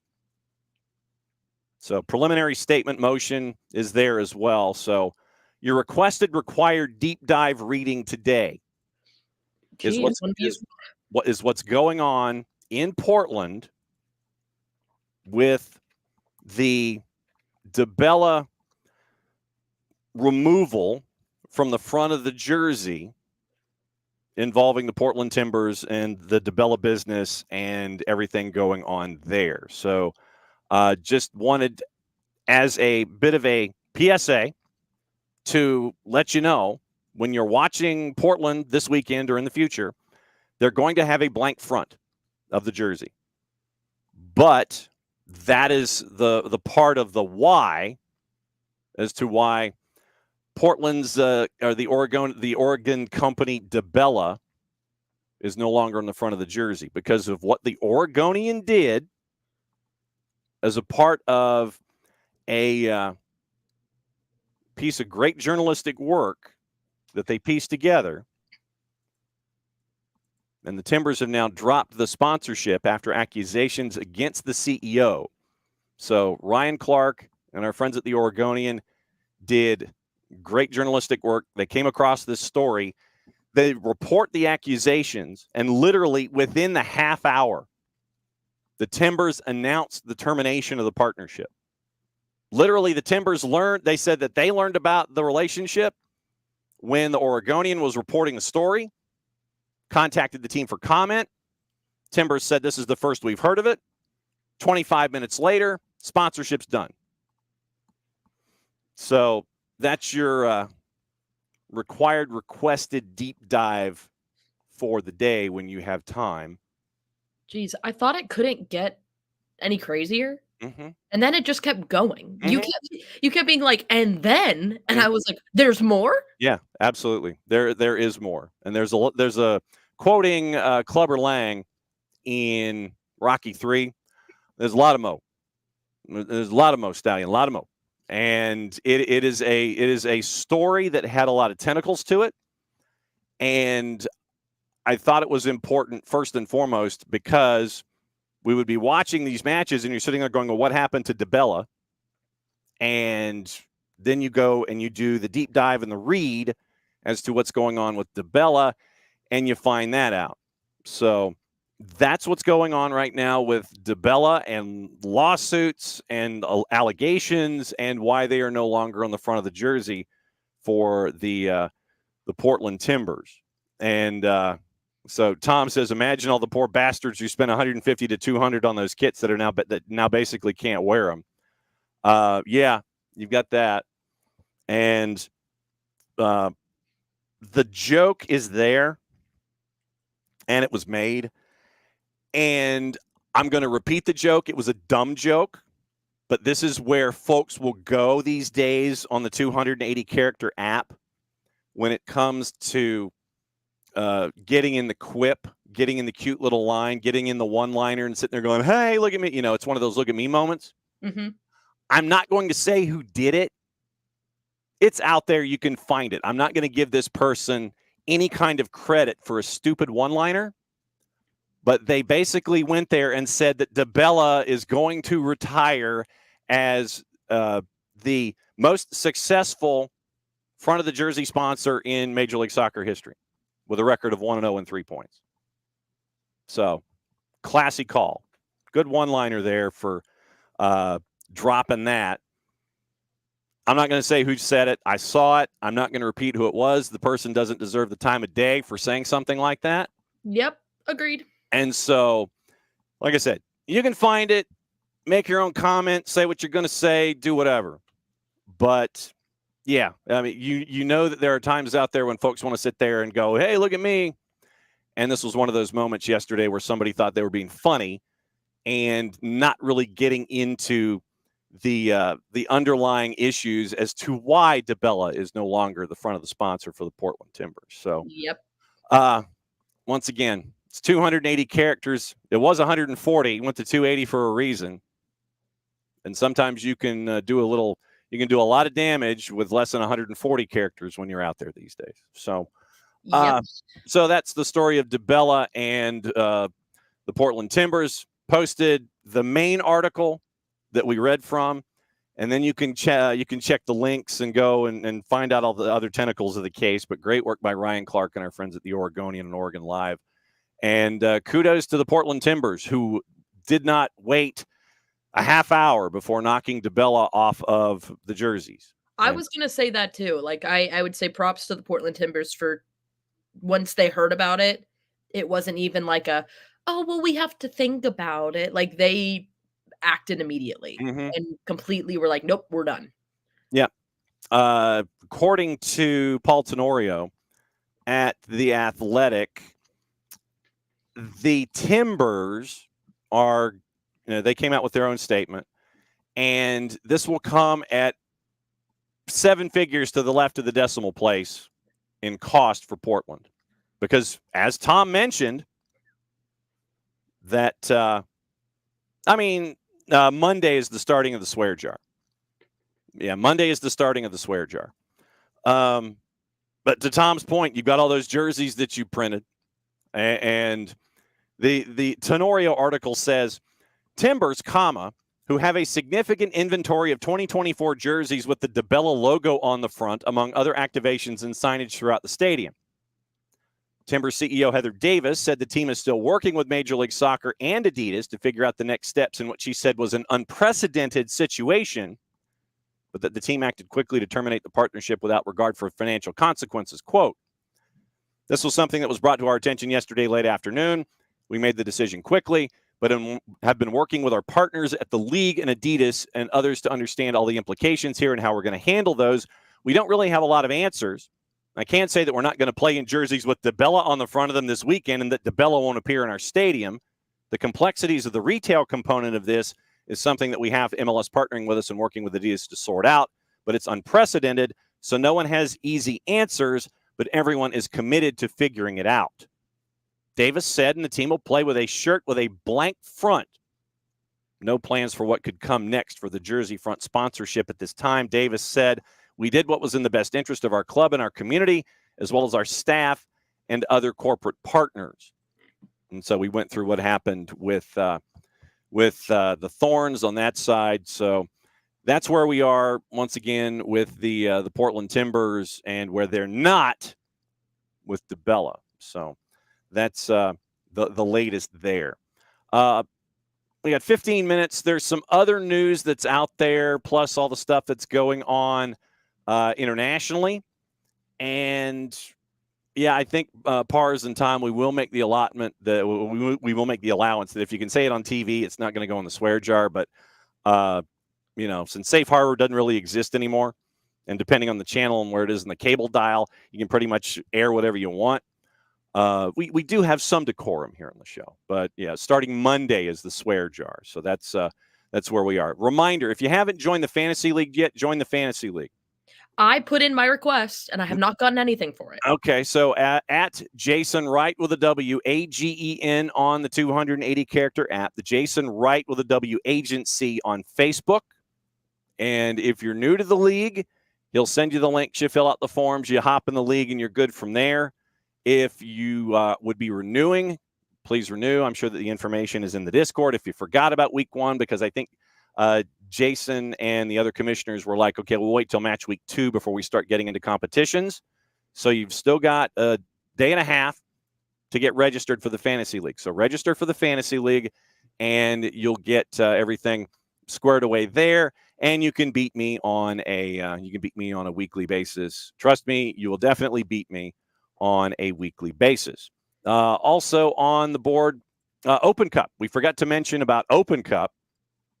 And once again, according to Jeff Carlisle, yesterday, as soon as we got off the air, naturally. So this is what happened with the Open Cup yesterday. And once again, according to Jeff Carlisle over at ESPN, Carlisle is told that the Open Cup format could be released in the next day or so. Could have been released yesterday, he initially thought, but he's thinking in the next day or two, meaning yesterday, the next day or two, so today or tomorrow. By the end of the week is what he's anticipating. As of now, the top 7 Supporters Shield finishers not in the CONCACAF Hemispheric Extravaganza will enter their first teams. Plus, Houston is defending champs for a total of 8 MLS first teams. Carlisle says it's not done, and that's his words. It's not done, but it's close. So basically, what this means from Carlisle, Seattle, LAFC, Houston, Atlanta, RSL, Dallas, Kansas City, and San Jose in. He also admits there's still not much data on how many MLS Next Pro teams will be entered. And Henry Bushnell over at Yahoo was the first one to lay all of this information out when it came to Open Cup and its possibilities. So that's where we are right now with Open Cup. And, I guess we're getting closer when it comes to Open Cup in and of itself, but we will see. So it looks like It's 8 from Major League Soccer with their first teams. Don't know about MLS Next Pro involvement and everybody else. So 4-card getting close. Open Cup is getting close to what we're staring at with tournament and figuring out involvement and those kinds of things. So we are inching closer, Maddie, to something of an Open Cup this year. And Absolutely. The world is almost right on its axis. Oh yeah, thank goodness. I love the US Open Cup, so I'm hoping it works. But with that being said, I do have to bounce because I have interviews galore today. So keep an lookout because Soccer's in Session will be out hopefully today. We'll have the girls officially out today. The boys will probably be out later in the afternoon tomorrow because I have an interview slated then. But make sure you guys listen and like it and share it. What she said. And so Maddie's going to catch up with our in-session coaches.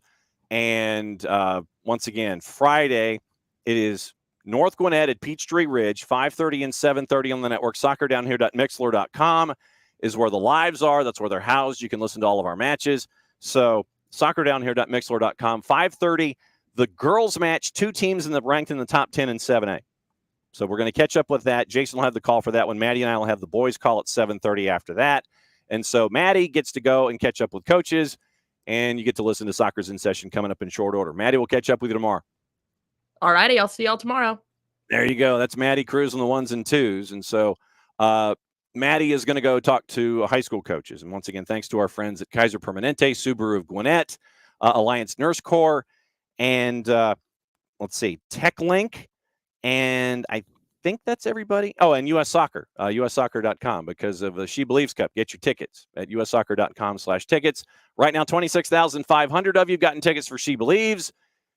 Let's fill the place out April 6th and set a record for She Believes Cup. So looking for that lower bowl to be filled at about 43,000 folks. So you've got between now and April 6th to get in the door, ussoccer.com. So thanks to all of our sponsors across the board for everything that is going on here at the SDH Network, all the broadcasts and all of the help that they give us, regardless of level, when it comes to, and Reaver by Hard Rock, too, and all of our friends that help us out when it comes to the matches of the week. All right. Kind of a sprint here in the next 10 minutes with everything that is on the board. Tom, you and Ropes might need to hold your ears. Proposed new Everton owner 777 Partners will meet with the Premier League in the next couple of weeks as the process continues.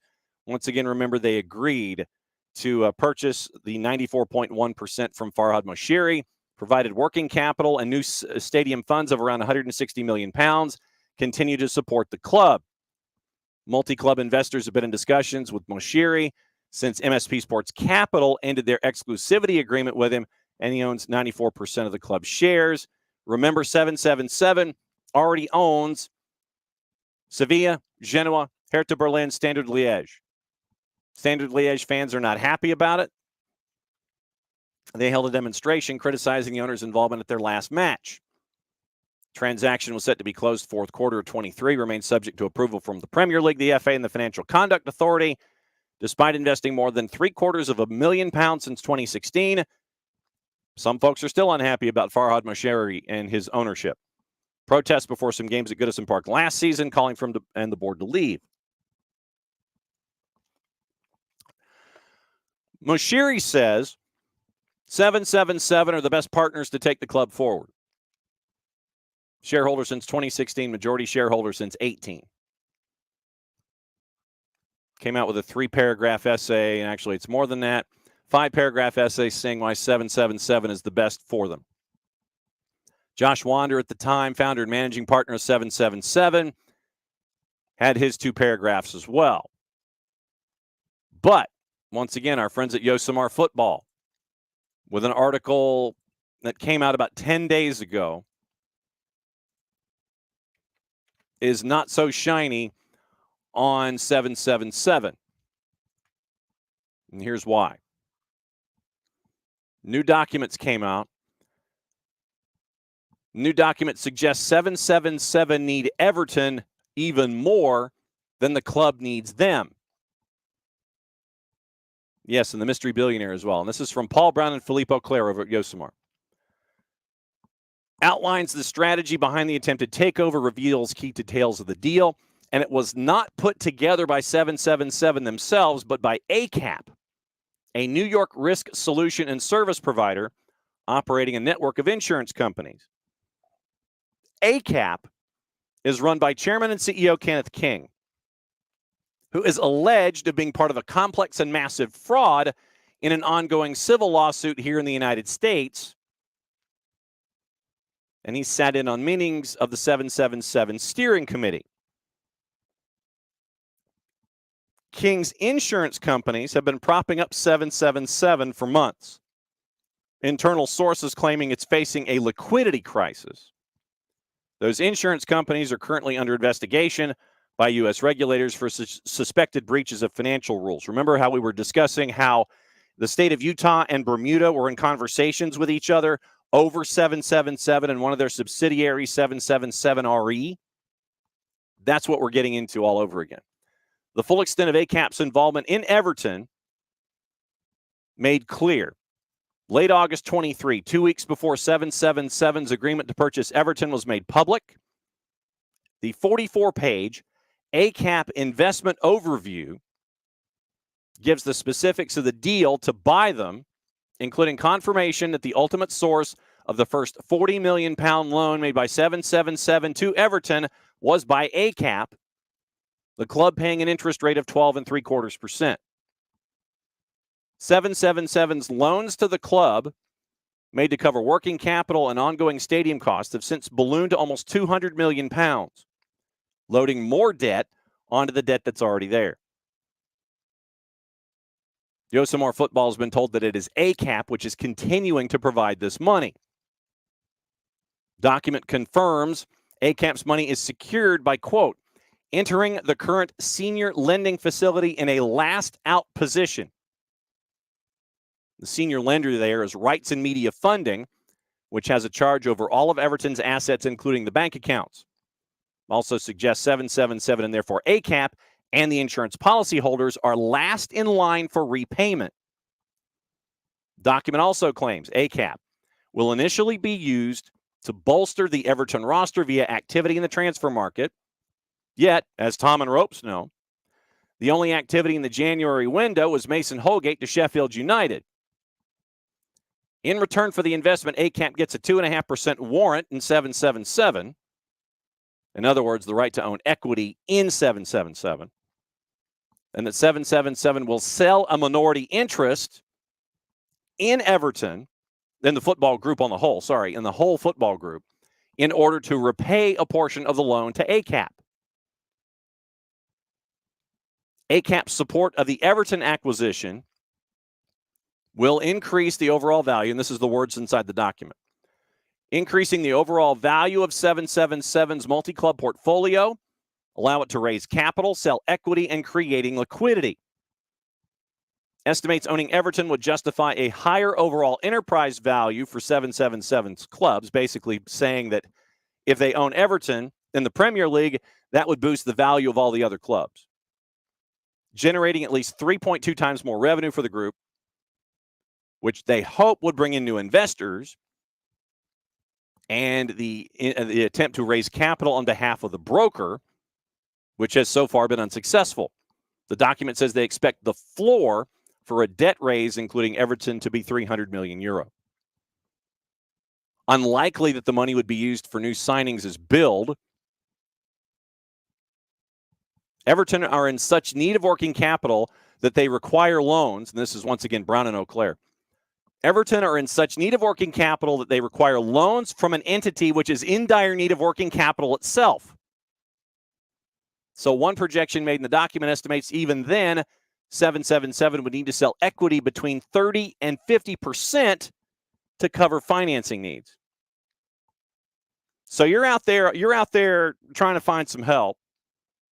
Dude walks up to you and goes, "Yeah, I'll help you." But the dude who walks up and says, "I'll help you," he ain't, flush with cash either. And so apparently also 777 is facing a huge squeeze on its finances. I know, Four Card, it is a mess. Not good to be last in line for repayments. Absolutely true.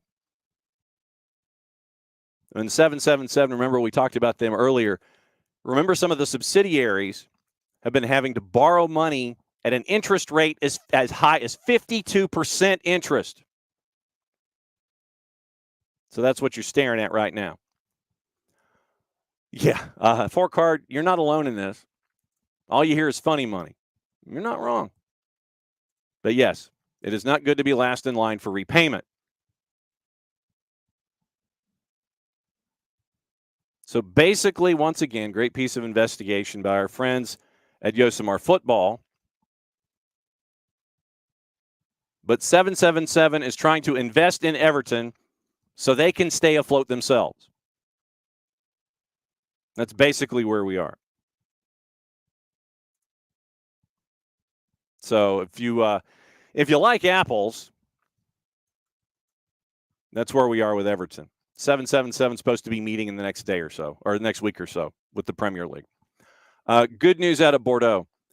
Albert Elise is out of his coma and gradually recovering after the head injury. And the video's out there.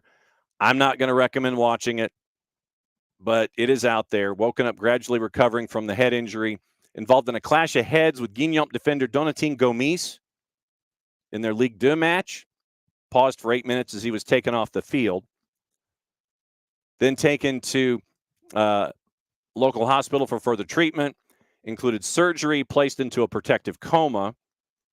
The family said he was showing signs of recovery and had regained consciousness.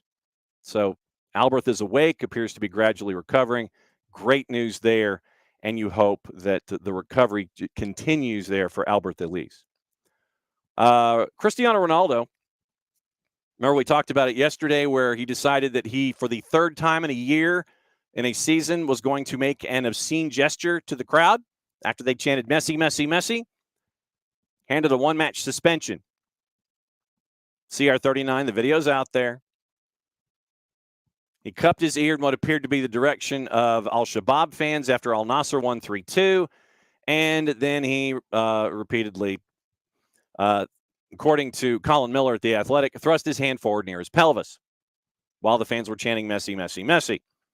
Ordered to pay a fine of 10,000 reals, which is like 2,500 euro, 2,700 US bucks, and twice that to Al-Shabaab to cover the cost of the complaint filing fees. So 34 goals, 35 appearances this season for the league that we neither condone and endorse or promote. But yeah, so you make an obscene gesture in the eyes of the Football Federation, you get fined $2,700. I'm sure that's going to create an incredible strain on Cristiano Ronaldo. That's just me. I know that we don't have the time to get into it this morning, but once again, let me get into requested required reading, and it has to do with what's going on out in Rockdale County. Great story from our friends at the Rockdale Newton Citizen about what's going on there with RISA, and I would recommend reading it. It's a cautionary tale on a bunch of different fronts. We can get into it probably tomorrow or next week, probably, if there are any updates. By the way, tomorrow after Beyond Goals Mentoring at 9:30, Stephen Glass, head coach of Memphis 901, is going to join us. So it'll be great to catch up with Glassy and get his thoughts leading into the 2024 season. The headline for the article, Youth Soccer Program Catastrophically Damaged by Failed Contract. Alice Queen out at the Rockdale Citizen has a long piece, and it's one of two, about where the Rockdale Youth Soccer Association may not field soccer teams for the spring season because of the lack of investments and things like that, and investments that failed. So that's requested required reading today, and it's a lot of requested required reading today on a bunch of different fronts. So that's where we are. It is 10:35. We got a half hour to go on a Thursday, and it's been a while. It has been a while because someone has decided that he actually wanted to like go on vacation and stuff. And he wanted to like enjoy time before match week 1 could kick back in for Major League Soccer. Traditionally, the last half hour on Thursdays, we go to Seattle. We find out how many cups of coffee our buddy Niko Moreno is in, what mug he's using, and what he thinks about what's going on in Major League Soccer. So it is that time, 10:35, Niko Moreno in Seattle. What's going on, SDH family? John, it's been a while. You are right. I am a selfish person. I really try to get on board on Thursdays. There was always something happening. I was either at a mountain with zero signal or at a beach where it would have looked absolutely terrible to be on with you guys. So I decided, you know what? Let's leave that last good memory of me be what is going to hold down the spot, my position on the field that I'm hoping Coach John doesn't take me out forever. And here I am, ready to go. All right. So first off, how was vacation, brother? Because we saw some photos of you and that mountain that was in the back of one of those photos. I just had this vision of you trying to hold up your cell phone, trying to give us a call on a Thursday. That was one of the days where I was actually right up there. That's Monserrate is the tallest mountain in Bogota. It's a very touristic spot. It has a very old and known cathedral church at the top, and you go up in a telesférico, which is like this cart on cables that a lot of people either you like it or you hate it. And it was a great time. We did absolutely everything. I took my in-laws who were Mexican all around Colombia, went to Bogota, showed them all the best spots. I got to see the Botero Museum, which is something that I had not done, and that was amazing. We went to Cartagena, the islands of Baru. I mean, we just did absolutely everything we wanted. I got a nice tan. I had some good food. I mean, I honestly, it was amazing. I cannot complain. Everything went absolutely perfect. Good deal. All right. So now that you're back up and running, Jarrett's in. Jarrett's in for the sprint. And first question, Jarrett, I will let you ask the first question for Niko on Niko's first time back in 3 weeks. What's on your mind? Okay, well, because it's your team and you have a fun new toy to play with, what's your first impression after the first game, really, of y'all's fun new exciting DP weapon of choice? I thought he was promising. He showed exactly why he was brought in. He made the scouting department look great in a very brief moment, I will say. Clearly, that's got to scare some teams. I mean, right after the game, he said, I'm not even as fast as I should be. I need to get better fit. I need to get moving. And if you saw every time he got on the ball, he was dangerous. He was putting defenders on their heels. He made Ilie Sanchez, who had that look of I have a game at 5 and then I have to go to Premio Los Nuestros at 7. He just made him look silly, right? Just too slow. He got by him so quickly. You could see the excitement, the creativity, the way he's switching the balls. There's a pass that he puts in for Danny Masowski that I think he should have got behind at least to just give it a quick little toe tap, and that's either in or it's a close possibility for Seattle. So it was just promising. You could see exactly why he was brought in. The problem is that the rest of it around it wasn't great. Seattle defensively was a mess. But just to answer your question, I thought Pedro de la Vega looked the part. And not just on the field, but his composure overall. He takes a PK against Hugo Lloris, just walking into the game. First game with your team. You have a whole bunch of veterans in this squad around you. And he had all the composure in the world. He puts it away. He didn't look nervous at all. And then in the post game, we asked him, hey, you were you nervous? What was going on? I mean, it's Hugo Lloris. He doesn't even acknowledge that's Hugo Lloris. And I love that. He just kind of worry about him. This is what I was going to do. I had 3 options. I was either going to go down the middle, I was going to cross it, or I was going to open out my foot. Decided to open out my foot. I mean, the guy just has surprised me on the way he expresses himself. There's a level of maturity within this kid. He might not look it because he has that young look, but he certainly plays and walks around with a very mature personality. Nothing like a childlike assassin out there out of the blocks when you've got a guy like De La Vega. I mean, the lineup that you had against LAFC, Thomas and Net at the back, knew who Jackson Reagan, Nathan, and Alex rolled on. Midfield 4, Leo Chu, Obed Vargas, Josh Atencio, and Christian rolled on, and then the 2 up top with Jordan Morris as a part of the attack. So you mentioned that the defense wasn't all there when you looked at the starting lineup and then saw what was going on. They give up 2 goals in 10 minutes in the second half, and you lose it 2-1. What was going through your mind looking at that defense that wasn't there? Even before the goals, I was concerned. I thought it was a really bad game. I mean, and I was probably more critical than most on Seattle's side, just because it was so easy for LAFC to transition from their own half to the final third. It just seemed like they were taking a walk in the park. There was so much open space.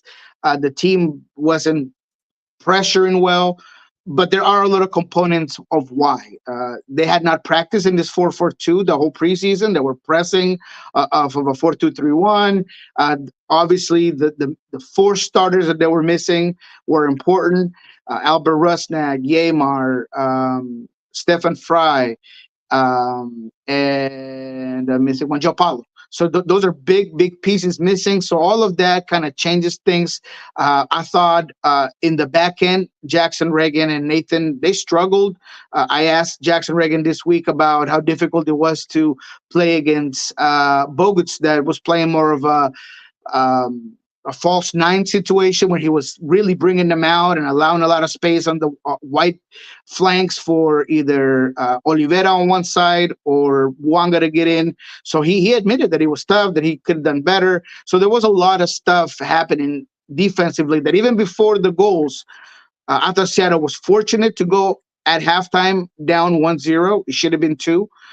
There's one that Dennis Wanga gets around the keeper.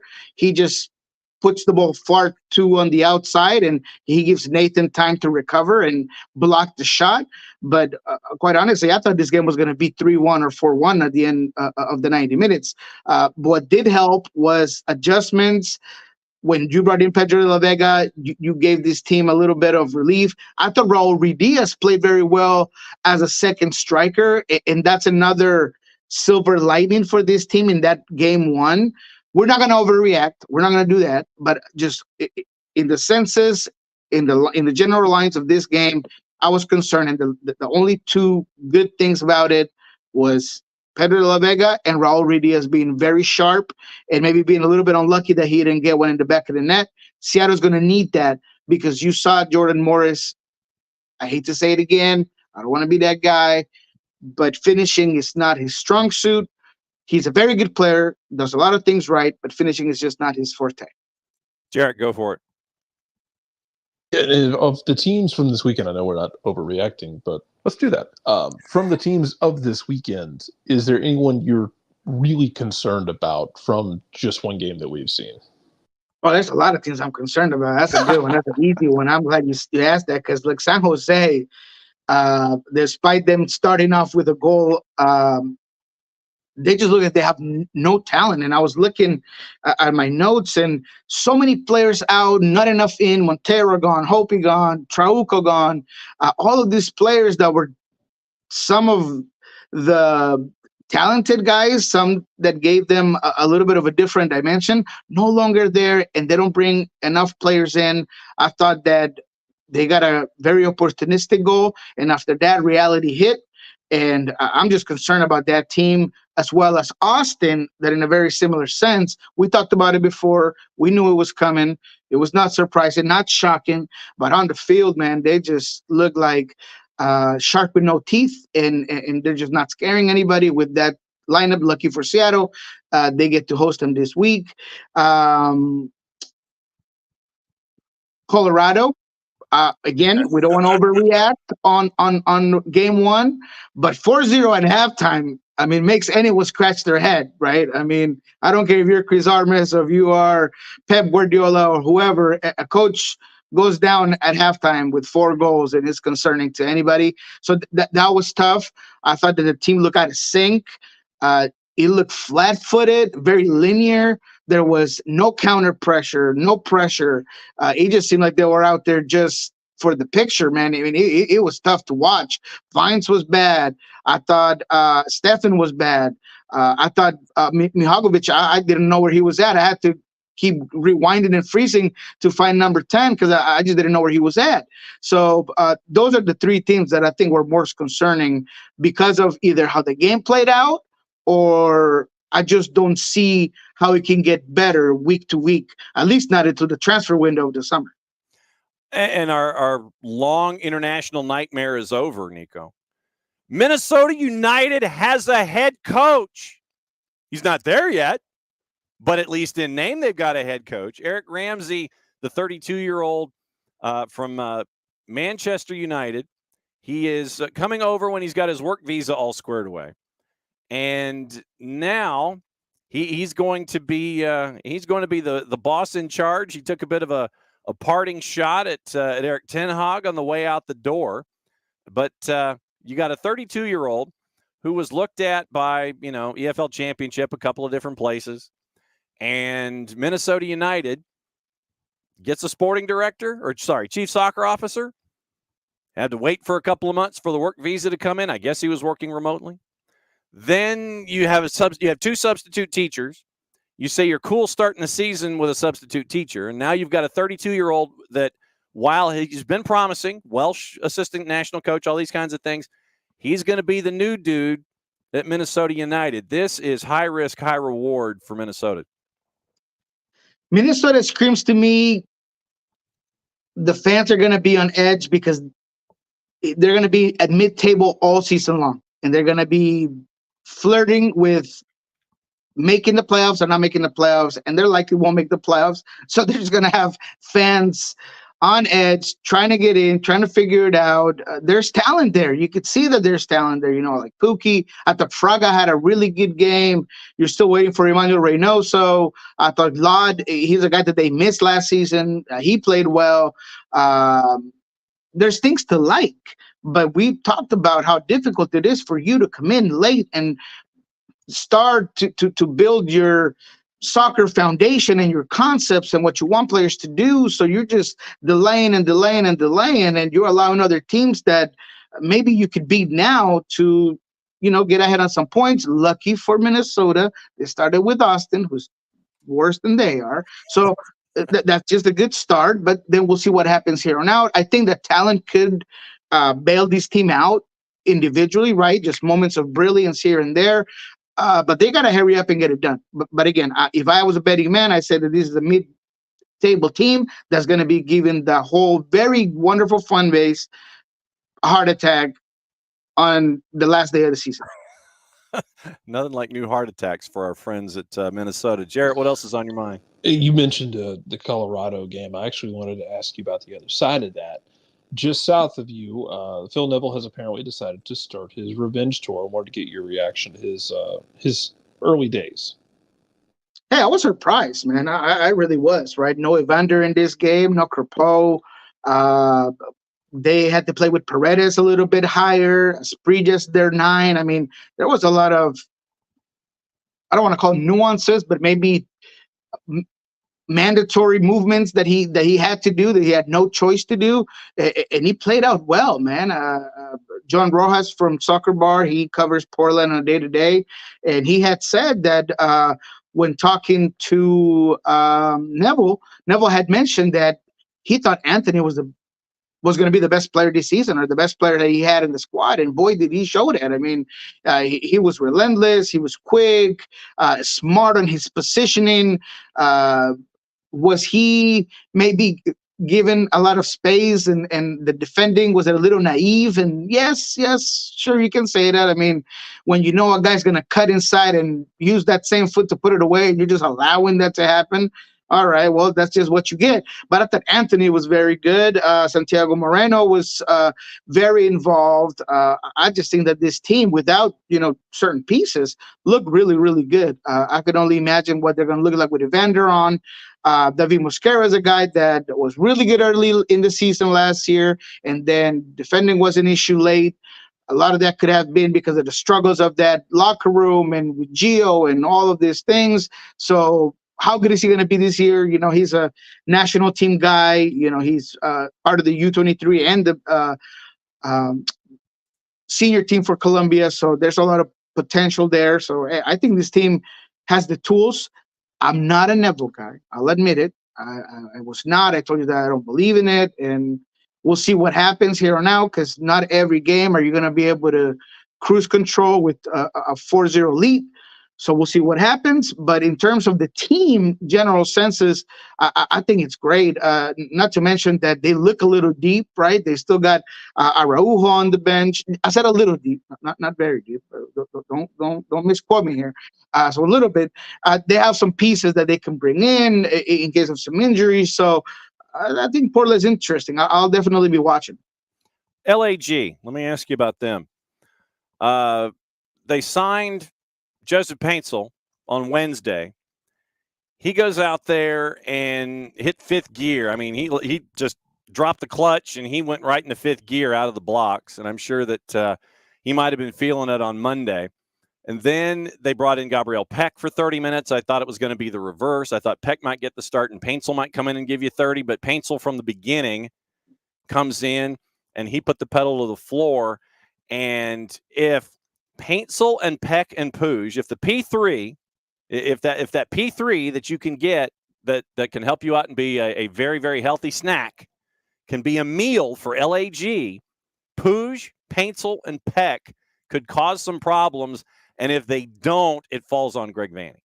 Oh, baby, love that triple P, baby. Look at you putting the narratives together, baby. I love it. Yeah, I mean, that does seem promising, right? I mean, I thought LA Galaxy was the better team around 90 minutes, right? I think if it's not because of Drake Callender and some missed opportunities, because even Paintsil had a header where there's no keeper, and he just overthought it, tried to maybe make it look too pretty, and he just misses it. So there were a lot of opportunities for this LAG team. The better news even, or if we think ahead of this game, I mean, they look that good, and they still are waiting for Brockman to get in. You're waiting to figure out Triple P. How is that going to set up? I thought Joveljic was good. The pressing, the constant running, the movement, the way he occupies spaces, the way I feel like he has a really good understanding with Fagundes and Puig. So I like that. I've been waiting for Joveljic to get his chance. This could be the year. Defensively, where they were terrible last season, until the point where Lionel Messi does Lionel Messi things, they held up very well. So yeah, there's a lot to like there because of how bad they were last season, how solid they look, at least in the principles, right? This was a team that at times couldn't even do the most basic things. Play compact when you're defending. Get wide when they couldn't even do that. Get wide when you were in transition. They weren't even doing that right. They didn't really look dangerous out wide with Boyd and other players this time around. Like you said, Paintsil looked good. Peck looked good. So when you have those weapons, it just makes Greg Vanney's job a lot easier. Am I here selling you Western Conference champ? No, I'm not. I'm just saying that I see the progress and I see how better they are than they were last season, which I guess we all kind of saw coming. Mm-hmm. Yeah, we did. Jarrett, go for it. All right, let's take the other end of that coin then, because the team they played has played 2 games in Miami now, and it's been 2 adventurous games.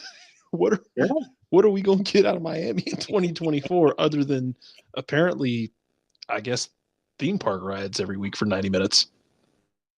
I'm going to continue to hold this flag that says that Luis Suarez is not going to dominate the league and that he will not get more than 12 goals this season. I mean, he might not walk. He might not walk, right? So what I mean by that is that I was called a hater, and that you were just saying that because you don't think that the Brazilian league is that good, and he's gonna walk in there and just teach guys how to play the game because it's MLS and the Yanks can't play it. Because that's all he can do. That's all he can do is walk, and he's having problems doing that. So exactly, the guy, you could tell he's hurting. You could feel that there's no explosion. Just getting to a ball seems like it takes everything out of him just to get on the ball, let alone to move that rock and put it anywhere he wants. So he is struggling. I think he's going to continue to struggle. We had a bet down here with, I think, Jeremiah on how many games Luis Suarez and Messi would play together, and the under was 10. So we'll see how that plays out, but it really doesn't look great. I thought Campana looked good when he came on. I think he's got it right. It's the obvious choice. He's just not Messi's boy. So, you got to play Luis Suarez, and I get that. I understand that. I know that he had a great season in Brazil, but you got to take it on a year-to-year basis, and he just doesn't look promising. Not just that, but I thought that play was very slow for this Inter Miami team in that Leagues Cup run. I thought that all the other players were very confident. Taylor would take the initiative to take on guys, and there was a certain level of trust. Messi and others in this game one, I didn't see that. It seemed like everybody was a little bit more nervous, scared to not either give the ball to Busquets, who hasn't been great, to Alba or Messi, right? It seems like that's just what the game plan was. Let's get the balls to these outlets, and then you move out, wait for the ball when you're a little closer, and that just wasn't working. I thought LA Galaxy did a good job at having a lot of numbers behind the ball, and there was no room for Inter Miami to put through balls. And if Busquets ain't putting no through balls, you kind of minimize his influence in the game. And that's what kind of happened in this one. So I think Inter Miami is going to struggle. I never bought the super team narrative, and I think you're starting to see it. That does not mean that this team cannot get better, because you got Tata running this team. You have a lot of young talent that I think will come out to play. Gomez, the new kid they just got. I think Mondo coming in. Yeah, that's right. So all of those players that, in my mind, are gonna play well. It's going to help out this Inter Miami team, but it's just not going to be Luis Suarez, the dominance that everybody was thinking was going to happen. I just don't see it. It's like, youngin, run. You're going to go play defense. Everybody else is going to be up here. You, the young guy, you go to the back and you run and catch everybody. We saw that in Saudi Arabia. Noah Allen trying to go like deep safety on the long lobs over the top, and that's what it's going to be all season long. Kromoski, fresh off a hernia surgery, go run, youngin. That's what it's going to be. Literally, that's what it's going to be this season. Let me ask you what you thought about the performance of the replacement officials in week number 1. What did you think about that? I don't think it was bad, man. I wasn't, I did take a long look at it. John Rojas of Soccer Bar, he has been on it, looking at the contract and looking at the situation. So we did talk a little bit about it on Monday. I didn't think it was bad. I thought VAR did a better job than most times, honestly. Now, I'm not saying that we should not get the real refs back. I'm just saying that I thought that the performance of these refs were pretty good. There were times where players maybe try to push the line and maybe try to intimidate a little bit because they know that these guys are replacements, but I thought they held well. There were overturned red cards that were right on the ball. Maybe that the red card for Delgado, that one might have got missed, and I believe that they're gonna overturn that. I can't remember, but I just thought they were good. I thought that the officials, for being replacement officials, they handled things well. They did not allow any game to get out of hand. They were quick to give yellows. I mean, anytime that you're giving Ben Olsen a yellow card tells me that you're doing your job right. When you're using VAR well. So I thought it was great. I really do. I have no complaints. I watched a lot of games this weekend. I mean, I came on from vacation, and all I could do on my Sunday was just sit there and watch games. So I watched about 8 games, and in none of those did I have any trouble with the refereeing. Jarrett, where you go? What else is on your mind? U.S. Open Cup. The reports out yesterday that it's going to be a limited MLS field in U.S. Open Cup. No clue yet. I don't even want to. My brain doesn't even want to start thinking about MLS Next Pro teams, but 8, it sounds like, I think it's Jeff Carlisle had 8 teams from MLS going in. What are your thoughts on how this has developed? And if that's what we got, that's what we got. That's a tough one, man, because I just can't comprehend how you can put a MLS Pro team in this competition, because these are affiliates of your team, and a lot of those are what semi-pro teams. So there were talks about it. If that was the case, then an MLS Pro team couldn't get a spot into Champions Cup, and that makes sense. I mean, there's just so many variables that don't really make any sense. And we've talked about it here with John before, where you don't need to call it your MLS Pro team. Just put all your backups and bring up some guys and rotate those guys in a temporary contract in some of these games, because not every team's going to make it far in this competition. You know that. This is a bracket situation. It's a one and done. So just kind of let it roll. I feel like we're over here picking on things that we shouldn't even be worried about. But if that's the case, it's only 8 teams. I know Seattle was reported as one of those that would remain within the competition. No surprise there, because Brian's old school, because Adrian is also kind of an OG of MLS, and he likes that. He enjoys that. So no surprise there. But I just think every team should have the exact same mindset and just let it roll. I just don't know. I don't have enough information to say what happens if these teams are allowed, and if they're going to be allowed to just play with their MLS Pro teams. And like I said, we don't know what the timetable is on the announcement. They're thinking maybe today, maybe tomorrow, sometime by the end of the week. Apparently, the both sides and the federal mediators, when it comes to the officials, they're supposed to be meeting fairly quickly in short order, probably today or tomorrow, once again, to try to get things done. But it looks like we're going to have another week of replacement officials in the middle and on the edges. When it comes to the matches this week, we can blow through it real quick. You've got Minnesota Columbus. Literally cliffhanger me, all right, because we got a couple of minutes. Cliffhanger me and tell me when to stop. Minnesota Columbus, RSL, Yeah. I'll stop there just for the juice boxes, like that Columbus game. I would take the high on goals. Columbus is just so much fun, and I feel like Atlanta got that short end of the stick, having to play the best team in MLS, the champs, away from home. They look so good, especially on defense, right? They were so good last year offensively, but they gave up goals late in games this season. They just seemed ready to just change that up. I like the depth. I like the movements by Nancy when Farsi went out, Munsick went in. I mean, just everything about this team was good, right? Matan was on the bench. You put in a young guy in that position. He played well. I just really like Columbus. I'm going to watch them every week, just as I did last season. But I like Columbus there on that one, including the high. LA, what was the other one? I'm sorry. Well, the number. I just want to point out that, to your point, of the last, what is it? Last 5 games, the last 6 games that Atlanta United, last 5 games that Atlanta United has played. No, 6 games. Last 6 games Atlanta United has played. 5 of them have been against Columbus. Like, we played them in the second to last week of the regular season, then played Cincinnati, then had a 3-game series, then opened the year. I don't want to see Columbus anymore. I would like to see someone different now. I wouldn't want to see Columbus either. No, and to your benefit, Niko, the number flips at 3.5 for. Oh, I'll take that. I'll take that.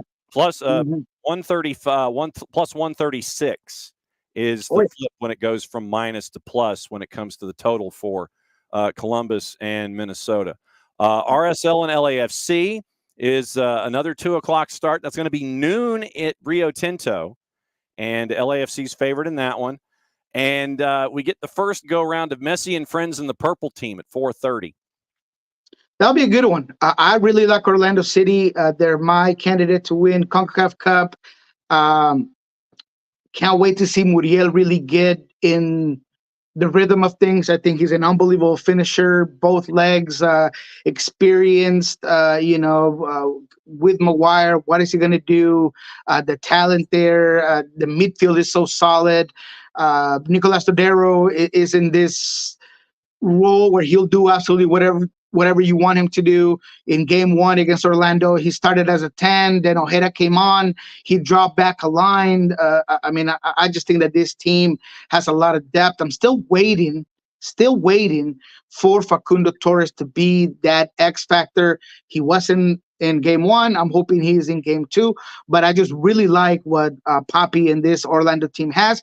And Inter Miami, they have, again, issues of their own. They have other competitions, and I don't know if they have enough trust in the depth of that team. So I would take Orlando in this one, but it'll be a good game to watch. Orlando's a plus 330 in the juice boxes for the win straight up. Oh, I'll take that. Okay. Give me that. I'll lock that down. Absolutely. Figured you would.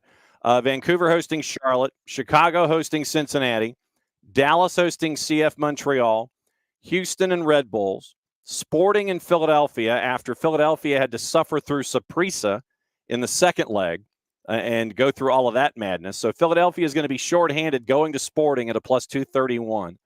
All caps in NYC, Colorado and Nashville. Nashville didn't have any problems with Mocha. Colorado had problems with Portland. Portland, DC United. Cali Classicos, San Jose and LAG. Seattle and Austin. What do you think about this one? I think Seattle is once again lucky to get Austin. I still like the draw in this one. You're still missing 4 starters for this one. Brian already dismissed the same 4 starters from week 1 to week 2.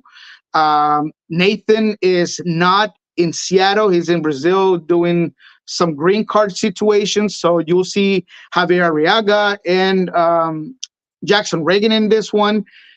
So I'm concerned a little bit about some of the same situations that we saw in game 1. The only difference is that you have Austin, who scares nobody. So that's why I see a 0-0-1 in this one. Raul Ruidiaz was called questionable by Coach Metzer, but he hasn't been full in practice all week.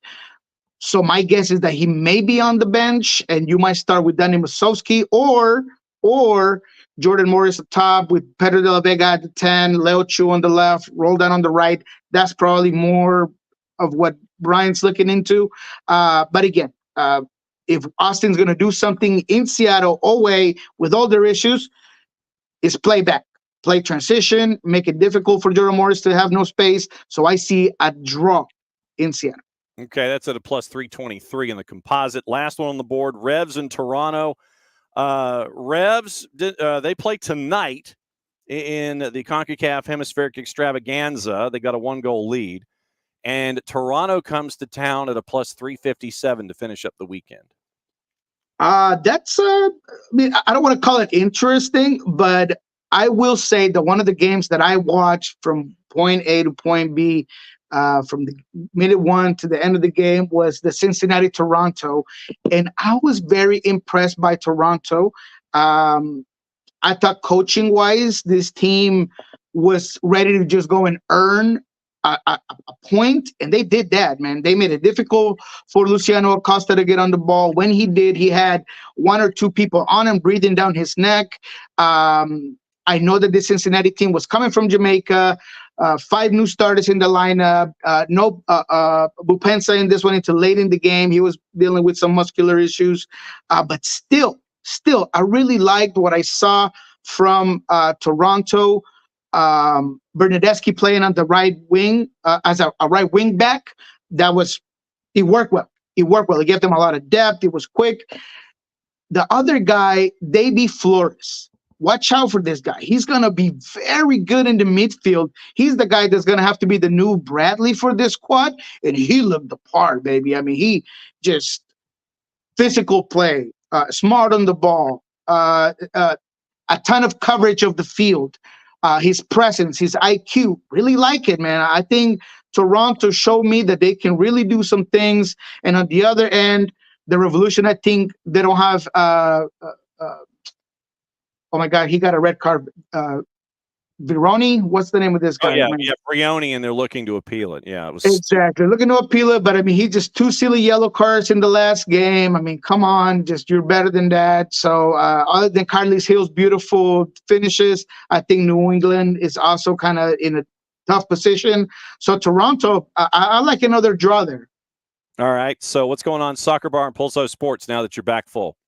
All right, Soccer Bar, we'll go ahead and break down this week. We're going to talk about some of the most interesting things that each one of us saw. We're going to talk a little bit more about Pedro de la Vega, what's going to happen with this Inter Miami team, and are they in a tough position? Are they not? Is Luis Suarez going to have to be bought out at some point? I mean, we're going to talk all things Inter Miami.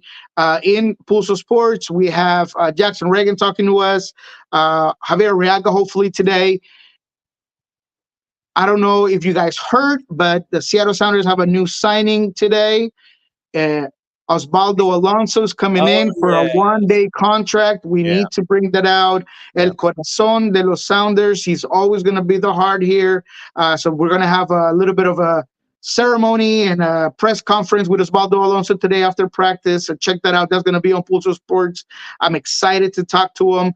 I'm hoping to talk to Niko Lasodero as well to get some of his takes on his friend retiring and all that. You're going to catch that up Pulso Sports, so don't miss that out. Class act as always. Great to have him sign the one-day deal to retire in that manner. And I'm still going to try and see if I can get, what was it, Jared, in 85? Was that what Alonso wore, that one match for the twos when he was getting in playing shape? Yeah, that's the one we wanted. Yeah, we got to try and figure out a way to get the Ozzy Alonso 85 jersey for the Atlanta United 2 when he was here. Great to have you back, my friend. Glad you made it back from vacation, and we'll get back to it again next Thursday. Have a great weekend and get to it. Thank you, sir, my friend. I go out with the Juan Valdez mug. You can't see it because it's white. There you go. But that's the mug, cup number 2 of coffee. Have a good day, guys. All right, that's Niko. Niko's back. Glad to see it. All right, so Jarrett, gossip, rumor, and innuendo, and what to watch before we go. Don't know if you saw this, but apparently Erik ten Hag is demanding an apology from Fulham over Bruno Fernandes TikTok. Apparently, he's demanding Fulham apologize for a mocking TikTok that they made of Bruno Fernandes and called for officials to provide more protection for his captain. They poked fun at Fernandes on TikTok over a perceived dive in the win at United. And once again, the LA Galaxy made an entire meme format out of this, but Erik ten Hag's getting all twisted up on it. I don't know. Worry about the fact that you're not good. Yep. And so he is not one of the nearly 500,000 viewers of the video, wasn't happy it had been published by Fulham, and apparently no offense intended on Fulham's behalf regarding the video that they posted on Fernandes. Had his throat grabbed by Forest defender Felipe late in the win at City Ground, and was on the end of a few robust challenges from our friends at Sky. Asked if Fernandes needed more protection, ten Hag said he's a very passionate player, creative, creating the most chances in the Premier League. You see opponents targeting him, especially after Saturday when he had the knock and they see it. Then I feel the refereeing should protect him. So demanding an apology. That's where we are with Erik ten Hag and Bruno Fernandes. So let's roll through the papers and see if we can find any other gossip, rumor, and innuendo before we go. And then obviously what to watch, more to watch it. And everybody's getting ready for weekend play as well. Let's see. Where are the papers? Where's my papers? Trying to figure out what's going on here. You're looking for the morning papers, and of course the morning papers here have already been long gone. So who knows? Let's get into gossip, rumor, and innuendo. Players going where, who's doing what, and who might be chasing after whom, and we'll figure it out as we go. And then what to watch and where to watch it. Liverpool have submitted an initial request to speak with Bayer Leverkusen's Xabi Alonso, as they're chasing after a replacement for Jurgen Klopp. Spurs targeting a wide forward as their major summer signing, Pedro Neto, Eberici Eze, the two main. Manchester United is going to make a decision on the future of Mason Greenwood, currently on loan at Getafe, by the end of May. That's the three-letter paper. And it appears that Javier Tebas wants to keep Mason Greenwood in the league. So we'll keep an eye on that. Arsenal, Manchester United, Chelsea interested in signing German keeper Dion Ramaj of Ajax. Dele Alli's Everton career could be revived later this year as they are open to handing him a new deal. Yeoman's son happy at Tottenham with formal talks on a new contract. Barcelona president Joan Laporta would welcome Xavi staying in the role, reversing his decision to leave the club at the end of the year. Liverpool will look to sign Brentford's winger Brian Mbeumo for a bargain price if the Bees are relegated. Portugal's Rafael Leao has been linked with Barca, but says he can't leave AC Milan. Jorginho could return to Serie A when his Arsenal contract expires in the summer. The league that we neither condone, endorse, nor promote, targeting a number of Premier League stars in the window, as well as younger players such as Argentine forward Matias Sula, currently on loan at Frosinone from Juve. A second-tier side in Saudi Arabia has made a lucrative offer to a former Spain midfielder Sergio Roberto, but the Barcelona captain would prefer a move to MLS. That's from Mundo Deportivo. I'll give you one guess as to the club that he wants to go to. Beat 2, 3, 4. Correct, that one. Messi and friends. Brighton's going to get a record fee for a 14-year-old. After a tribunal ruled Chelsea has to pay up £4.25 million for Shamira Mahuka, who's currently 16, signed in 22. And Michael Edwards would want complete control before considering a return as Liverpool's sporting director, which would likely mean a move for Bournemouth technical director Richard Hughes instead. So that's what they're chasing when it comes to the news of the day. What to watch, where to watch it, and how. Remember, tonight, you've got the tail end of the CONCACAF Hemispheric Extravaganza, and that is New England. Remember, New England playing tonight. They're the only match Sunday afternoon. So soccer on TV. It is Copa Libertadores at 5 and 7:30 on BN and BN in Espanol. And what you can do is get Fanatis, if you don't have BN already, fntz.co/soccer down here. Helps out the network, helps out the show, and helps out our friends at Fanatis, and really gets you into all the other places that you haven't seen matches. BN, TEC, For the Fans, CDO, Gold TV, Liga 1 Max, all those places. BN and BN in Espanol simulcasting. FS2 has New England and Independiente at 8:10. They've got the league without CR39 playing at noon. Fox Deportes, French Cup at 2:45, simulcasting that league at noon. ESPN Plus has the Belgian Cup at 2:40, Copa del Rey, Athletic Club and Atletico Madrid at 2:30, at 3:20. Paramount Plus, 3 matches in the Argentine Copa de la Liga, 5 and 2 at 7:15. And then VIX is simulcasting the CONCACAF Champions Cup once again at 8:10. And that is New England and CAI. Basically, it's Independiente. So you got that. And you've got the debuts and key matches that has been posted by our friend Jillian Sakovitz. And that link is in the Discord. It is in the Twitch pitch. So it's Jillian, Kleshchin, TT, Kalen Carr, Matt Doyle, Danny Higginbotham for 3 minutes and 49 seconds. For an hour's worth of stuff. So it's a full hour with all of them. And this is MLS. It's now up and running. And Jillian is trying to host the cast of thousands for that particular program. Once again, Abby mentioned in the Twitch pitch, hoping for the announcement today about what's going on with the supporters groups. Keep an eye on that. And also for those in supporters groups, looks for the sign up to help out with the TIFO. My buddy Tuck wants a TIFO. Get him a TIFO. Yeah, Abby, it's so sad about Rice. Yeah, we had that. I have that as required requested reading out at the Rockdale Citizen. It's a great deep dive, and it kind of breaks everything down with what's going on out there in Conyers. Four Card, thanks for hanging out with us as you always do. I hope we can pull out at least a draw versus Manchester City in the Manchester Derby. And so there's all of that. Once again, remember tomorrow, we will get you ready for what's going on.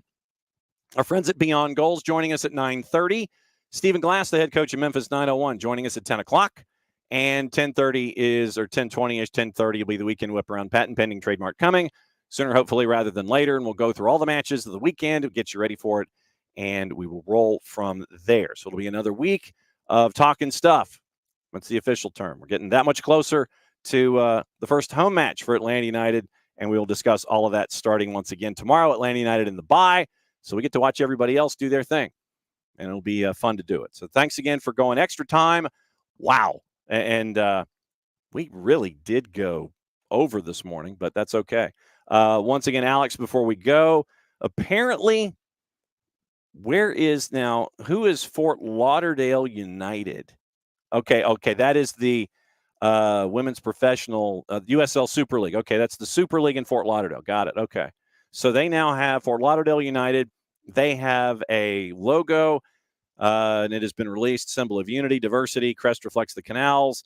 The suns glint on our waters while the colors pay homage to our iconic beaches. So hashtag We Are FTL. And that was released this morning. So FTL UTD. And they are up and running in Fort Lauderdale. So they got the website. They got everything. So, yeah, the USL Super League is now Fort Lauderdale United, first women's professional soccer team in Fort Lauderdale. Let's see. Let me see where they are playing. Do we have ticketing FAQ as I sit here and click on it? They're going to play at Nova Southeastern. I'm going to play at Nova Southeastern in Davie. And so that's where they're going to be playing. They don't have their gear out yet. And Nova Southeastern in Davie. Plans for a modernized stadium and on-site training facilities in partnership with Nova Southeastern in Davie. So there you go. You can shop. Okay, so let's double check as we go down the rabbit hole to wrap up the show, and we look at FTL UTD. Hats and T-shirts look like they're $30, and the sweatshirts are $65. So there you go. FTLUTD.com. The natural rivalry with Tampa Bay Sun and FTL UTD with our friend Christina Uncle. So that'll be fun. But, yeah, tomorrow we'll be back at it 9:05. Go through everything from the morning. Might be the old Dolphin training ground, according to Abby. So back at it 9:05. Beyond Goals at 9:30. Stephen Glass at 10 o'clock. Weekend Whip around at 10:30. So we'll be flying through what's going on with what's going on your Friday, getting you ready for the weekend. Very, very busy weekend. And remember, tomorrow at 5:30 and 7:30, it is North Gwinnett at Peachtree Ridge. That'll be the Friday game of the week on SDH, presented by our friends at Kaiser Permanente and all the other great sponsors that we have. It is Subaru of Gwinnett. It is Hard Rock by Reverb. It is Alliance Nurse Corps. It is TechLink. And it is US Soccer and ussoccer.com. Get your tickets for the She Believes Cup, April 6th, so we can fill out the lower bowl at 43,000 folks. So thanks for hanging out with us for, an extra 17 minutes. Mucho Platiel, play it safe. It's the end of the show. So that means I get to do this. We'll be back at it again tomorrow morning, and maybe we'll have some more news break. We'll see what happens. Since it's the end of the show, that means I get to do this. We'll see you tomorrow.